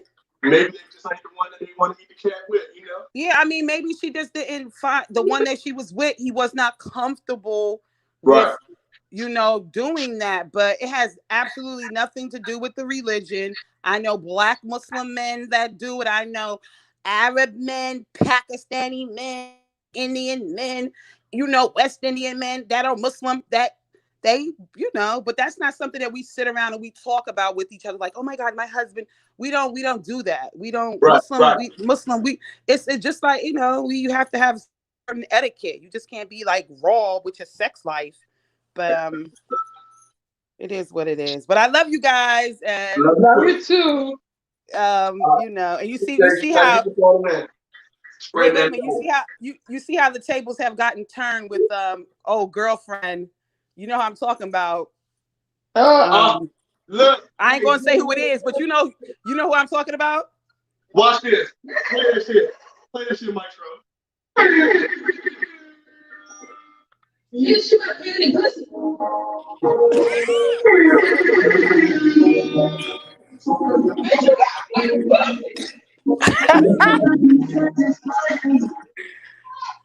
Hey. So if anybody has been active on YouTube in the last couple of months, you know where that excerpt came from. Yo, listen. I was like, isn't this ironic? This is the problem with us. We're sheep. Some of us follow people like sheep. We get so caught up. Oh my God, she's in Africa. She's this. She's a spiritual being. She's doing this with the ancestors. Mm-hmm. And then the next thing you know, you all the way live on YouTube hollering whatever. Like, excuse me? Like, yeah. That was crazy. Look, I was gonna try to leave that alone, and we were gonna put that out there, and we were gonna let that be. So I'm glad you acknowledged that as well. Definitely. Well, y'all, I'm happy that you guys are back. I missed you guys. Happy New Year, and keep everything going. I love you guys. Thank you so much. All right, blessings. Bye-bye. Bye-bye. All right, so while we got time, I want to give a shout out to Tiffany Berkshire. I think that's how it's pronounced. If I'm wrong, don't kill me. For the $20 super chat. It got a gold, I guess that's an emoji or whatever that is. I don't know what it's called. But shout out to you for the $20 super chat. Thank you. Much appreciated, man. And Unique Taylor got sliced out here. She said that's my type of conversation. Yeah. Laugh out loud. So Yes, apparently we done piqued Unique's interest to the point where she said, I'm gonna throw $25 on y'all ass. So shout out to Unique Taylor. Yeah, we try to keep everything going on, you know what I'm saying? We like to get different renditions of what's going on. We got a side that may have been a little bit of something, and then we got somebody who came back and said, nah, that's not what it is. At the end of the day, all we're looking for is confirmation. Everybody's opinion matters. It's not that we're looking down on anybody or we're trying to find something wrong.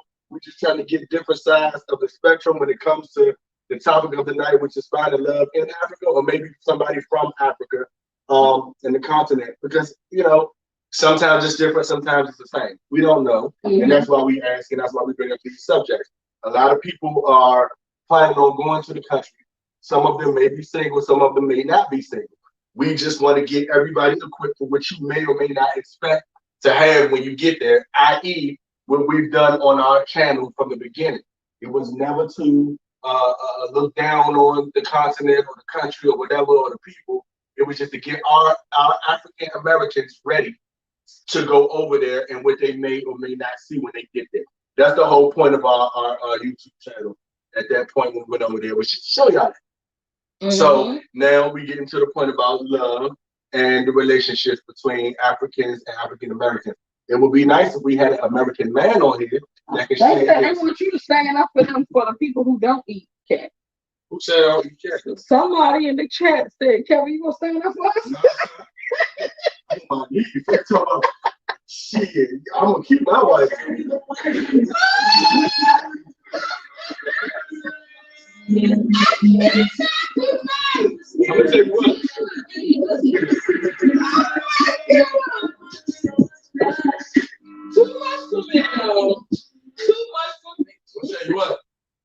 You don't eat that cat, somebody else will. Trust me. You don't take care of your pets, somebody else will. Oh Lord. We gonna put it like that. You know what I'm saying? That's just what it is. So who said that? Somebody said that, and I seen it, but I was hoping I was misinterpreting because that means bro said he eating no cat out here. You said he's not on camera. Yeah, son of it on his own. I don't know about that. Y'all play I'm fucking with you though, and I respect your stance, but shit, nigga. I need my wife. Wow. Good damn. Yeah, Tony Cooper said, I know that. I will cheat fast. See, nigga, look. Exhibit A. Don't play yourself. Shit. Yes. You know what I'm saying? At the end of the day, like I said, and we talk about this shit all the time at the end of the day, man. A lot of motherfuckers out here, a lot of men, black men, and you know, and I'm not gonna say that this is a specific reason why black women go and look to other cultures and races for relationships, and it's because a lot of our black men these days, we are infatuated with listening to rap music, where they constantly degrade our African American women, where we think it's okay to have multiple relationships, where we think it's okay to disrespect our women, to where we feel it's okay to not please our women, but to have our women please us. If you listen to a lot of rap music, a lot of them niggas say, oh, I don't want no sex, I just want to hear it. Like, you know what I'm saying? At the end of the day, it's cool to listen to. But anybody that got a fucking relationship know that that's not what it is. You know what I'm saying? I tell her all the time, you know, just because I listen to selling drugs, don't mean that's what the fuck I want to do. It might be entertaining, but that don't mean that's what I want to do. You know what I'm saying?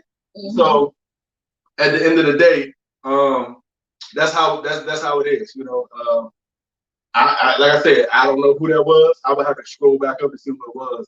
And I respect your stance, nigga, but I tell you what. That is so funny that he said that, y'all, because he's so proper. Like he just everything has to be you. Everything has to be right. But y'all tell me what y'all think about this. Kevin does not like when I twerk. I be like, look, all the girls on TV twerking and I twerk. He's like, no, you better than that. Don't do that. And I'm like, well, I'm supposed to do it for you. He said, no, it's good. You don't have to. What y'all think about y'all man not liking y'all? Okay, yeah, put that in the comments. What do y'all think about that? And I'm gonna discuss that. We're gonna talk about why, but I just want to get a couple of y'all's comments first. It's not that I don't like her twerking. But just put that in the comment. What do y'all think first? And then we'll get into that discussion. Shout out to SP for the $10 super chat. Say we only pay currency, period. And that's all period. That's all period. All right. Shout out to SP for the $10 super chat. Thank you. Somebody said preach. They told me about that. Said preach, Captain. A lot of these bros on the DL. That might be what the situation may be. You know what I'm saying? At the end of the day, we are. Well, I know we are based in Atlanta, right? So, no, like I said, whatever your sexual preference is, it's your business. However, don't deceive nobody. If that's not what you want, don't get into no relationship with it. See what I'm saying? That's the same thing with different cultures. That's the same thing with being in a relationship. That's the same thing with your sexual preference. Whatever you want to do, that is cool. Just don't deceive and manipulate somebody while you at it. If you like dudes, my son, then go get you a dude. You know what I'm saying? You ain't gotta eat no cat. You're gonna be eating pole. But the point is, that's what you want. That's what you're gonna get. You know what I'm saying? But don't goddamn just like don't manipulate nobody. With the training, how they used to act like they was really girls and manipulate niggas to do it to them. But now they don't have to do that. Right. They don't have to do that. Nigga like, yeah, where you at? They want it. All right. So some BH said, if she only doing it for you, don't see the problem. And somebody said, if you twerking for your husband, it's all good, no worries. And then Mama J said, if she got a dunk head, why can't she twerk her man? All right. Oh, really? You want to connect your head? She's trying to get it up there tonight. All right. Drum roll, please. Okay, so let's see. T. Davis said it's a difference, and most men don't want other people checking out their wife or lover. And Empowered Black woman said, I got a pole up. Get one off Amazon. I seen that. And then Miriam said it depends on if she's working in or out of the bedroom. And then Abuela Folletti said she should do it for her husband. Okay. So let's talk about it. Let's get it going. Okay. So this is the thing.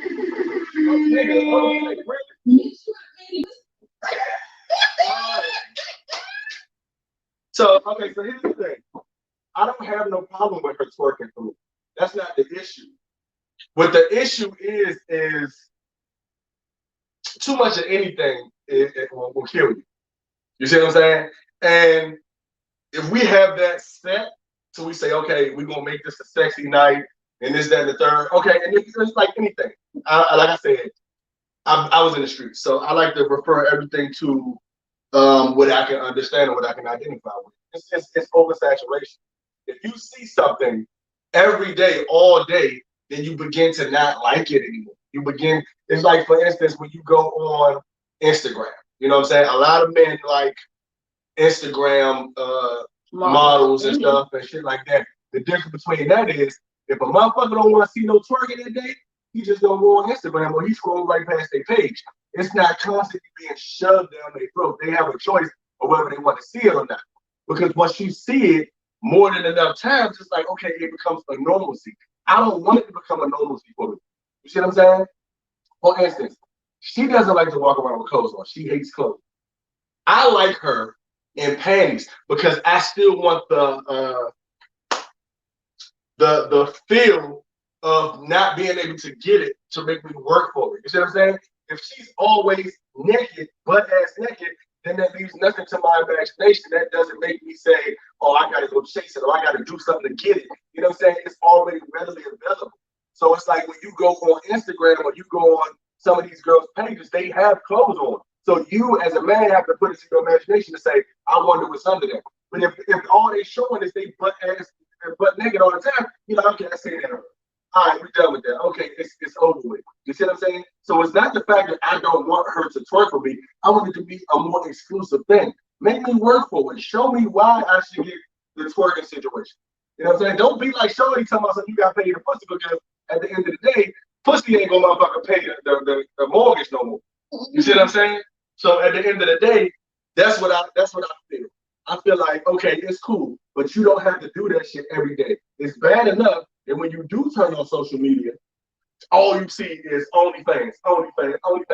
And shout out to my OnlyFans women. No disrespect. I see motherfuckers paying their house off on OnlyFans. But it's already being pushed. You can't even watch a post on Facebook without somebody saying, oh yeah, I did this, check out my OnlyFans. Okay, whatever. I'm not paying for it when I got a wife and porn is free. That's just period. But at the end of the day, when you oversaturate something, it becomes a normalcy, so you feel like you don't have to work for it. You see what I'm saying? I don't want it to be like that. What Pac say?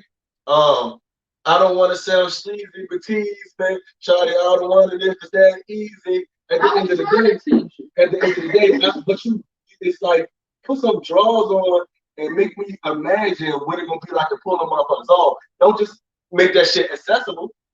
Oh, you see what I'm saying? That's just how I feel. Okay, so it's not clothes. Let's see. Okay, so hold on.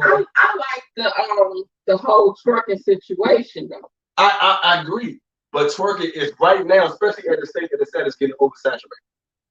It's just what it is. Okay. It's getting oversaturated. So at the end of the day, find something more creative. Or I'm not saying that you can't twerk, but twerk exclusively. Don't just be walking around the house and go, oh look, Kevin, look. You know what I'm saying? All the songs that come on the radio, you can't do but the twerking on them. Okay, so somebody said, okay, Salvador said you right about that KK facts. Abuela said keep the marriage hot and spicy, you feel me? Business Envy said y'all have a beautiful family. Are children by each other, or did you already have kids separately? Now, we've been together since we was 14. So all the kids are ours, all 5 of they dusty ass. I was 12. Okay, you was 12, I was 14. Ruby said she too lazy to twerk. Oh shit, Ruby, you might want to tighten up a little bit. Mama J said, oh, so just walk around in PJs and play hard to get sometimes, huh? Exactly. That's what it's about, Mama J. You know what I'm saying? It's a difference between keeping your shit spicy and just letting that shit all hang out. You see what I'm saying? So at the end of the day, make it a thing. Make it a journey. Men like to prey on stuff. You know what I'm saying? We don't want to give it to us. We want to have to take it. We want to have to chase it. We have to wonder what it's like. That's what's going to get us to where we need to be at. If a girl walk up right now and say, oh yeah, I want to fuck, and a nigga, he going to take it, but it's not going to be enjoyable as if a girl that He say, man, look, so I'm trying to holler at you before she don't know I ain't that type of person. And he got to finesse her to them draws. You see what I'm saying? That's gonna be a whole different story, and it's gonna be more enjoyable for him. You know what I'm saying? And he's gonna perform better. That's just what I'm saying. I'm not saying that I don't like twerking. I'm not saying that I don't like her twerking. I'm saying make this shit a little bit more exclusive because it's everywhere right now. Somebody said, okay, so South Outdoors said, I'd rather look at a chick with clothes on than naked. That's exactly, that's just me too. And I thought I was weird because I felt like that, but that's just, I like my imagination to take over and imagine in my head what I would do. That's what's gonna get me powered up. You know what I'm saying? South Outdoors said, I thought it was like, you're not. I'm the same way. Empowered Black Woman said, P Valley got me messed up down in the valley where the girls get, that's what I'm saying, niff, you throwing bands, then you know she gonna shake it. 1, 2, break them, 3, 4, right? Hey, look, somebody had to watch P Valley to know what you're talking about. I sang that shit. That shit was wild. Let me see. Let's see. Pum pum payments. Exactly. That's exactly what it is. Ruby said, yeah, Tiffany, Virtue, I'm doing everything else, cook, clean, work, I deserve a twerk and more. Very true. Very true, but you gotta make that shit exclusive. He said, layer up, sis. Don't put drawers on, please. Miriam said, don't put drawers on, please. What's wrong with the drawers? Scorpio. Huh? Scorpio. What do you say, Scorpio? Oh, and Taylor asked Scorpio. Yeah, we both Scorpio. So, you know, it can't be just no normal shit. It gotta be some nasty shit behind it. You know what I'm saying? It can't just be, oh, here with a box right here. It gotta be, oh yeah, you know, nah, you can't do that. Or let's go somewhere exclusive where we might get caught type shit. You know what I'm saying? That's what arouses Scorpio. It's not just sex, it's the passion and the danger behind the sex. Somebody said, is Miss K still planning on showing us how to fill out credit? Is it too late to do it? It's never too late to fill your credit. Credit is something that you can always work on. So yes, we will be doing that. We'll get that handled. Like I said, we've been real busy doing a lot of stuff with our house. So once we get everything situated, we will definitely do that. We've been trying to get everything together so we can start answering more and more emails. So once we get everything established, we'll be doing that. Answering more emails. We will be helping people get their credit fixed. We will be doing the pay it forward thing that I did on my Facebook page, which is we pick a person out of the subscribers that has been on the chats and stuff like that, and everybody in the chat will send them one single solitary dollar. So right now we have 117 people on the chat right now. We will randomly pick a person's name out of the chat, and everybody will send them $1 cash app, and whoever's the winner will have $119 in their cash app by the next 5 or 10 minutes. You know what I'm saying? Just stuff to help people, because that's what we love. Mm-hmm. That's her passion. That's my passion, is to help people. And I launched that Pay It Forward, what, 2019 or 20? What? Yeah, 2020. No, it was 20. It was right before COVID hit. When COVID hit, I was already knee deep into shit. So at the end of the day, yeah, that's what that is. So we will be doing that. We have not forgot about you. We're trying to get everything lined up, because our main focus is to help so many people. Sometimes we get overwhelmed because we try not to leave any stones unturned, if that makes sense. So that's what we're doing right now. And as you can see, we just set up the YouTube room. We just got our cars back last week. So we still rebuilding our American life. We still trying to get our house together. Shit is just, we got more and more shit, and she keep buying shit, dog. So we're just trying to get that together, and then yes, we will start pushing everything that we got for y'all. Beyond Blessed said, hey y'all. Hey y'all. Hey Beyond Blessed, how you doing? How you doing? Boss Ross said, get your body painted to make it look like you got clothes on, and then let them do a double look. That might be some exciting shit. Shout out to Boss Ross for that. That might be some inspiring shit. I like that. Yeah, you know what I'm saying? That would be nice, because she has a beautiful body. You know what I'm saying? So just to see the paint, and I'd be like, wait a minute. I can still get up in there. That shit might send me to the moon. Yes. You never know. Okay, Nicholas Van Orden. Where you been at, Nick? Nick said, don't be deceived. It's all about hormones. It's about smell pheromones, dopamine, estrogen, testosterone, menstruation. There's a reason why females genital mutilation. Very true. Because certain scents that she put off get me way past my body. Certain scents that she put off. And it's weird because it's like if we just got in from a long day and we've been hustling and working, just her body smell is, I'd be like, hey, let's go hide somewhere real quick. You know what I'm saying? When she get out the shower, I'll be like, you ready to lay down next caller. You know what I'm saying? So yeah, you're absolutely right, man. The Roche Miles said, niggas, man, are you serious? He's very serious. He's very true. That's the truth. You know what I'm saying? Like I tell my wife all the time, that shit gotta have a little twang to it. I don't want to smell soap.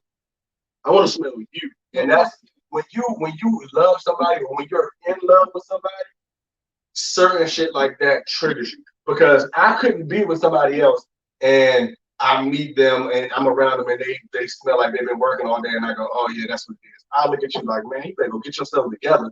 But being as though that it's her, it's a certain connection that we have that I love all that. I love it when she's sick and her off days and when her hair's messed up and when she got on a tank top and sweatpants, you know what I'm saying? I love that shit. She doesn't have to get put makeup on and wear wigs and all that type of shit for me. You know what I'm saying? I love it when she's just as plain as I love it when she first wake up in the morning. I think all men are like that, but I think women believe that if they get dressed up and wear makeup and put hair on and, you know, beautify themselves and make themselves feel good, that a man will like them more. Well, I mean, I'll put it like this. And shout out to Beyond Blessed. Good to see you too. I'm glad you're back. Unexposed said y'all about to get free tonight. Hey, tell you what, I mean, it depends if we get the. Oh, we talk about Monday nights. We talk about Monday nights doing love talk and slow jam on Monday night. Yes. All right, so Monday, to get more into it, we want to get into the whole relationship thing because some of the time we get on here, a lot of people say, I like y'all relationship. And we'll be the first ones to tell you that nothing's perfect, but we work.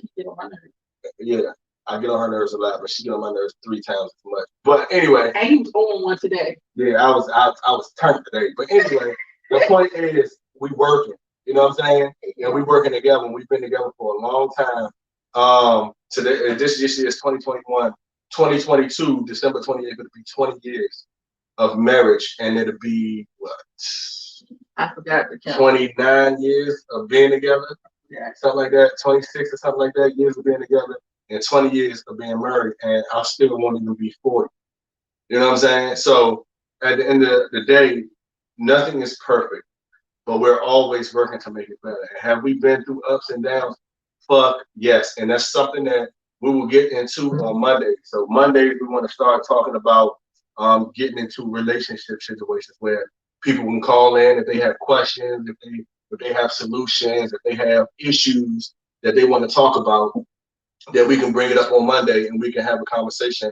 And not only us, but maybe the rest of the people in the chat can help each other out with whatever we feel like may be going on. So because at the end of the day, it's about unity. You know what I'm saying? It's about especially when it comes to the Black, the American culture, because we fucking up, man. As Black men, we fucking up. As Black women, we fucking up. You know what I'm saying? A lot of men are more infatuated with being manly than they are being in a relationship, and a lot of women are more infatuated with attention than they are being in a relationship. So that's something that we need to work on as a culture. Period. You know what I'm saying? So we wanted to get into that, and I'm not gonna say we're the best candidates, but we are very good candidates because we've always been working. Because we've been through some shit. We've been through a lot of shit. Yeah. So we want to start that on Monday, and that's where we're gonna move. We're moving on the couch. Yeah. So no, we got another love talk thing. Okay, so we got a whole nother backdrop for y'all. Well, tonight we're supposed to be on the couch because at 10 o'clock this radio show is over. Okay, but we gotta leave. Everybody gotta leave. We gotta switch the scene. Well, we should leave the chat because everybody know, okay, that's the radio show. It'd be separate. You know, everything gotta have a reason, right? Everything gotta be for something, but I don't want everybody to believe it. That's what I'm saying. That's what I'm saying. Yeah. But these lives be lasting for like 10, 20 hours. People be like, I know y'all did not have a 10-hour live. We're gonna have a 24-hour live soon. We're gonna have to do 24-hour chat live chat with y'all. And I wanna see whoever, you know what was so crazy? I be like the damn people. You know, I go above and beyond. Whoever stayed here for the whole 24-hour live challenge, I will give you $500. Yeah, I will do 100. no, I would give them $500. $500 ain't shit. That's like $2. But I would, how you gonna verify? because I'm gonna see every hour they're gonna say something, or they're gonna continuously say something. I'm like, damn, I seen you when we started. I seen you, because I'm gonna be there. All right. So y'all heard it here. Y'all heard it here first. Anybody that's on for our whole life and can check in every hour on the hour or there around the time, you'll get $500. Yeah, because they gotta go to sleep if they're not gonna be able to laugh, right? Mm-hmm. So 2 or 3 o'clock in the morning, they're gonna sleep and they're gonna go sleep. They're like, I can't hang. But if you can hang with us for 24 hours, I will personally send you $500. I'm gonna put that in the chat. Cash app. Yes, Cash App or to your bank account. I got 23 bank accounts. Whatever account you got, I got it too. So I would definitely send it to you. No problem. The whole 24 hours. Okay? Well, That's the challenge. 24 hours with the squad challenge. 24 hours. Yes, it's gonna be 24 hours on Okay. Okay. So we need to make that clear. On the 24-hour live that we do, Yes. if you hang with us the whole 24 hours, we're gonna be on that motherfucker. So if you can pull off being on the live with us for 24 hours, we'll personally give you $500. Does that sound good? All right. Well, let's see. Okay, somebody said they remember our. Hold on. Nick said, spent time in Georgia, D.C. The Atlanteans, when I would say this, blacks need to be aware of what's going on. Biden Harris does not have your best interest in heart. Hell no. At the end of the day, Nick, none of the politicians have our best interest in heart. I'm so into that shit. And I went on live. I went on Facebook and I was talking shit, and everybody, mother cussed me out. I had to actually go off of there for a couple of days. Friends that I thought were friends cussed me out. I said, fuck them Chucks and Pearls. I don't give a fuck about them. I don't give a fuck about Trump or none of them. Why do black people feel like they need a leader? Why can't we just lead ourselves? And Kevin said, because if we led ourselves, they will always be looking for somebody to lead us, and they will be putting Kanye as president or something stupid like make Oprah Winfrey president, shit like that. But I just feel like we don't really need these motherfuckers, and we can just do this shit ourselves. So it's a lot with that, and I don't really like talking politics, because when you talk politics, you lose friends, you make enemies. People was deleting me. I went from 5,000 to 3,000. It was just crazy. It was a whole bunch of bullshit. So we'll leave it at that. Let me see. Ruby said I gotta sleep. I'm working late tonight. Early tomorrow. Somebody said they gonna do it. It's not gonna be tonight though. It's not gonna be tonight. It's not gonna be tonight. What's gonna happen is, before we do a 24-hour live, and I'm not getting drunk, we're gonna let y'all know. We're gonna get y'all here. So we're gonna post it up on YouTube. Yeah, we're gonna do a 24-hour live on maybe a Friday or maybe a Saturday. I don't know. But we're gonna let you know. We're gonna give you a fair warning. And yes, Nick, cocaine will be on with us. And so no, Ruby, it's not gonna be today. Unexposed said I can't even stay up for 24 hours. Look, like I said, if you can do it, $500 in your pocket. Simple as that. Black Panther Reborn said I hate y'all. Oh shit, okay, you say that now. Until you get sleepy. And don't get drunk, because you definitely gonna be sleepy. But the one said, them question must be good right now. One of my children now. Hey, have y'all ever known a person that everything they eat look good as shit? I used to have a homeboy, right? And because his teeth was big. The nigga, his teeth was fucking huge. Like his two front teeth was huge as shit. So everything he used to eat, that shit used to look succulent as fuck. I was like, bro. So he had these don't know if y'all remember, there was Eminem. What was it? The mix. Sweet and sour. Oh, they was Sweet so whatever. good. And they had M&M's, they had pretzels, they had strawberry shortcakes, or shortcake cookies, and almonds. Yep. And I was over at this man's house one day, and he was eating the motherfuckers, and I'm talking about he was crunching and chewing and chewing and crunching, and them motherfuckers was looking good as shit, bro. I was like, hold up. So I went and got me a bag of the motherfuckers, and them shits was good, but I never, yeah, I got addicted, and then they took them shits off the market, killed my life. But if y'all can find that, definitely send them to us. Yeah. It's called M&M Snacks. M&M Snacks. M&M snacks, and it's like sweet They and might be on Amazon. sweet and salty is what they call it. In a yellow bag. Mm-hmm. So I don't know if y'all remember Sweet that. and salty. Yep. And then they came out with another flavor, and I like that one. The almond one. The gray one. You remember that? Mm-hmm. Mm-hmm. They came out with another one. I know what you're talking about. Okay, so. And it's so crazy, y'all. Believe it or not, my fat ass do not snack. I do not like all I'm saying. All the kids, everybody asking for snacks all the time. I want snacks. I want juice. I want this. And I'm like, oh my god, just go ahead and get it. I'm a foodie. Fuck them snacks. Give me some seafood or give me some soul food. Oh my god, I'm with that all day in the pain. Fuck the snacks. So Shawnee said she in. We know Shawnee gonna be. Yeah, we know that. Shawnee be riding the front when the wheels fall off. So we already know Shawnee gonna be. We're gonna definitely do videos about the containers because it's a lot to learn about those containers. It's a lot. We still learning. Do you know with the containers right now we have spent $16,000 on those containers? Yep. Maybe about 16, maybe even 20 now. Close. Something like that. Be saying $16,000 to $20,000 on the container. They will get your ass so good. They called us yesterday and said it's gonna be $280 a day for storage. They called us today and said we put your container on hold for 30 days. Detention. I said I don't even want to fucking add the shit up. The shit don't make no damn sense. I might end up having to send the shit back to where it came. I don't know. And if they send it back to where it came, I'm gonna have to go back to Ghana. So. And that's something that nobody wants to do. SP said when y'all guys in the game. Are we going to Gambia April 24th? Mm-hmm. April 24th. Yeah, so we'll be over there. And of course, we're going to document everything. We're going to put everything on video. We're going to try to make the best of it. We're taking the kids out. The kids don't want to go. I told them they want to go. The tickets are already paid for. Everything is ready. Y'all can go. They said, no, we'd rather stay here by ourselves. But I think the girls from Ghana should be here by then. They can watch them. Okay, so somebody said something about somebody killing somebody. That is saying something. Okay, did you hear about the Musa Cameron,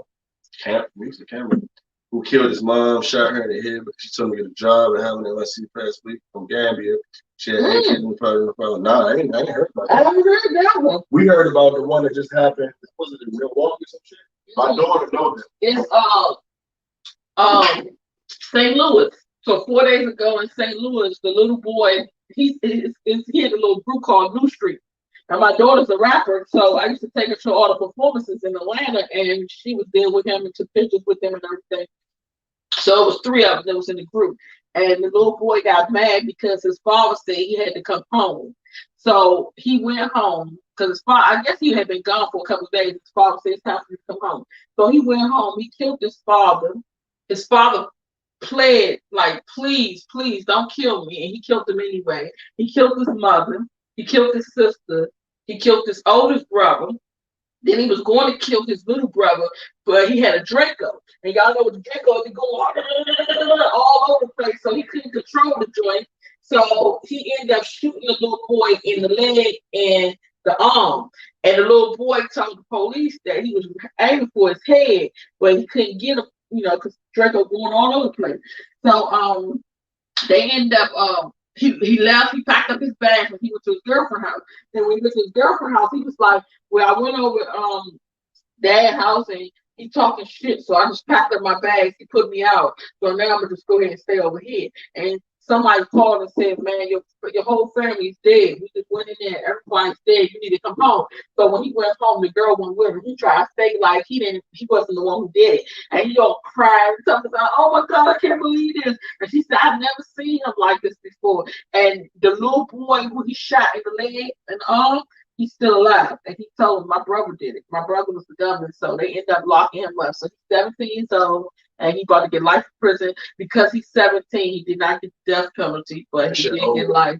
Yeah, and his whole family's died. I really feel bad for the little boy. They got an older brother that wasn't there, but I really feel bad for the little boy because he watched him kill his whole family. And when he pled to his brother, he said, "Man, please don't kill me. I'll give you my last $40 if you don't kill me."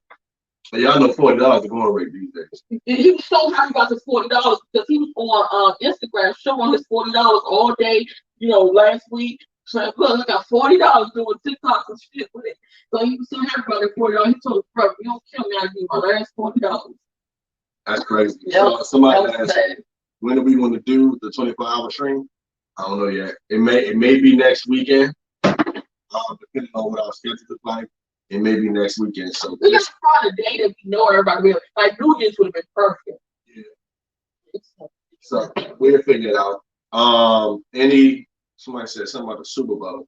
If Brady in the Super Bowl, he gonna win. That's just what it is.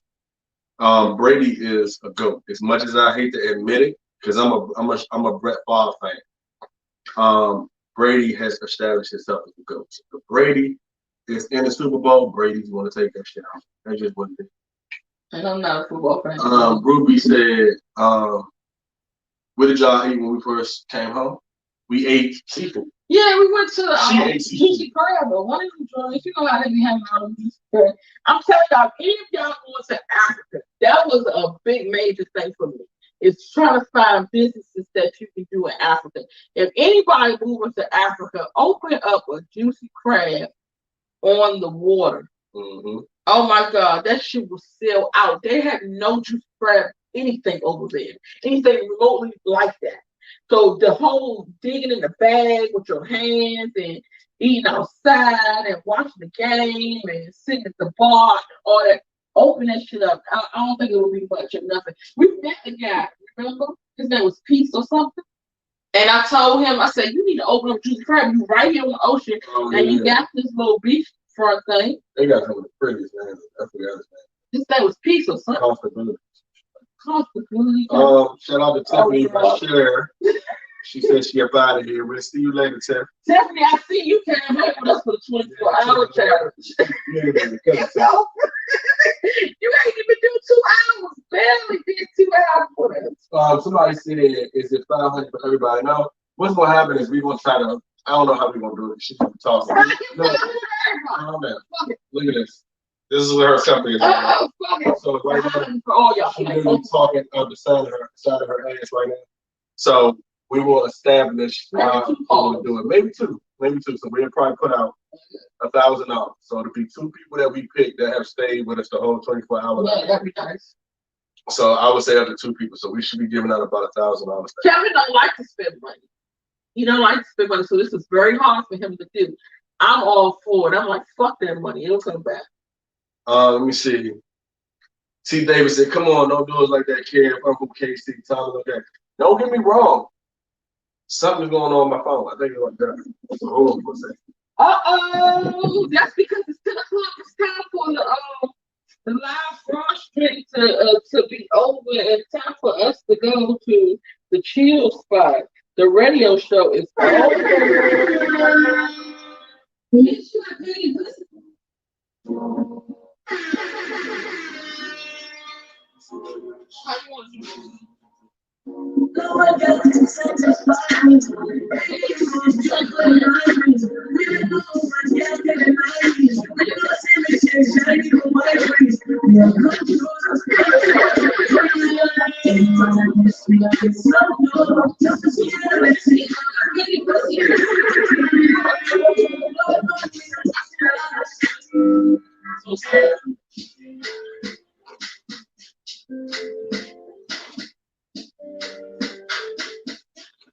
If I tell you my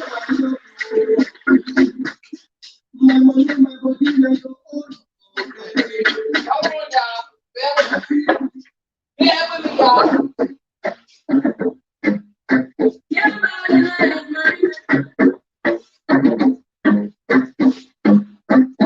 that whole show business over.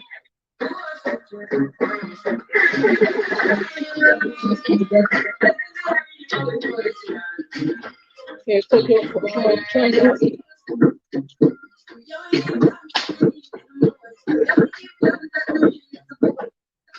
gotta charge the phone up before this joint die.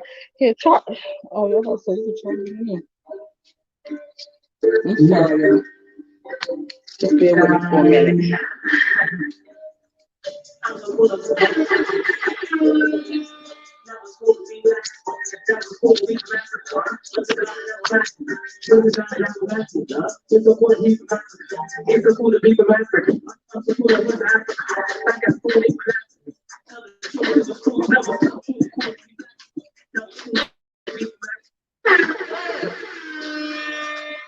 Still that.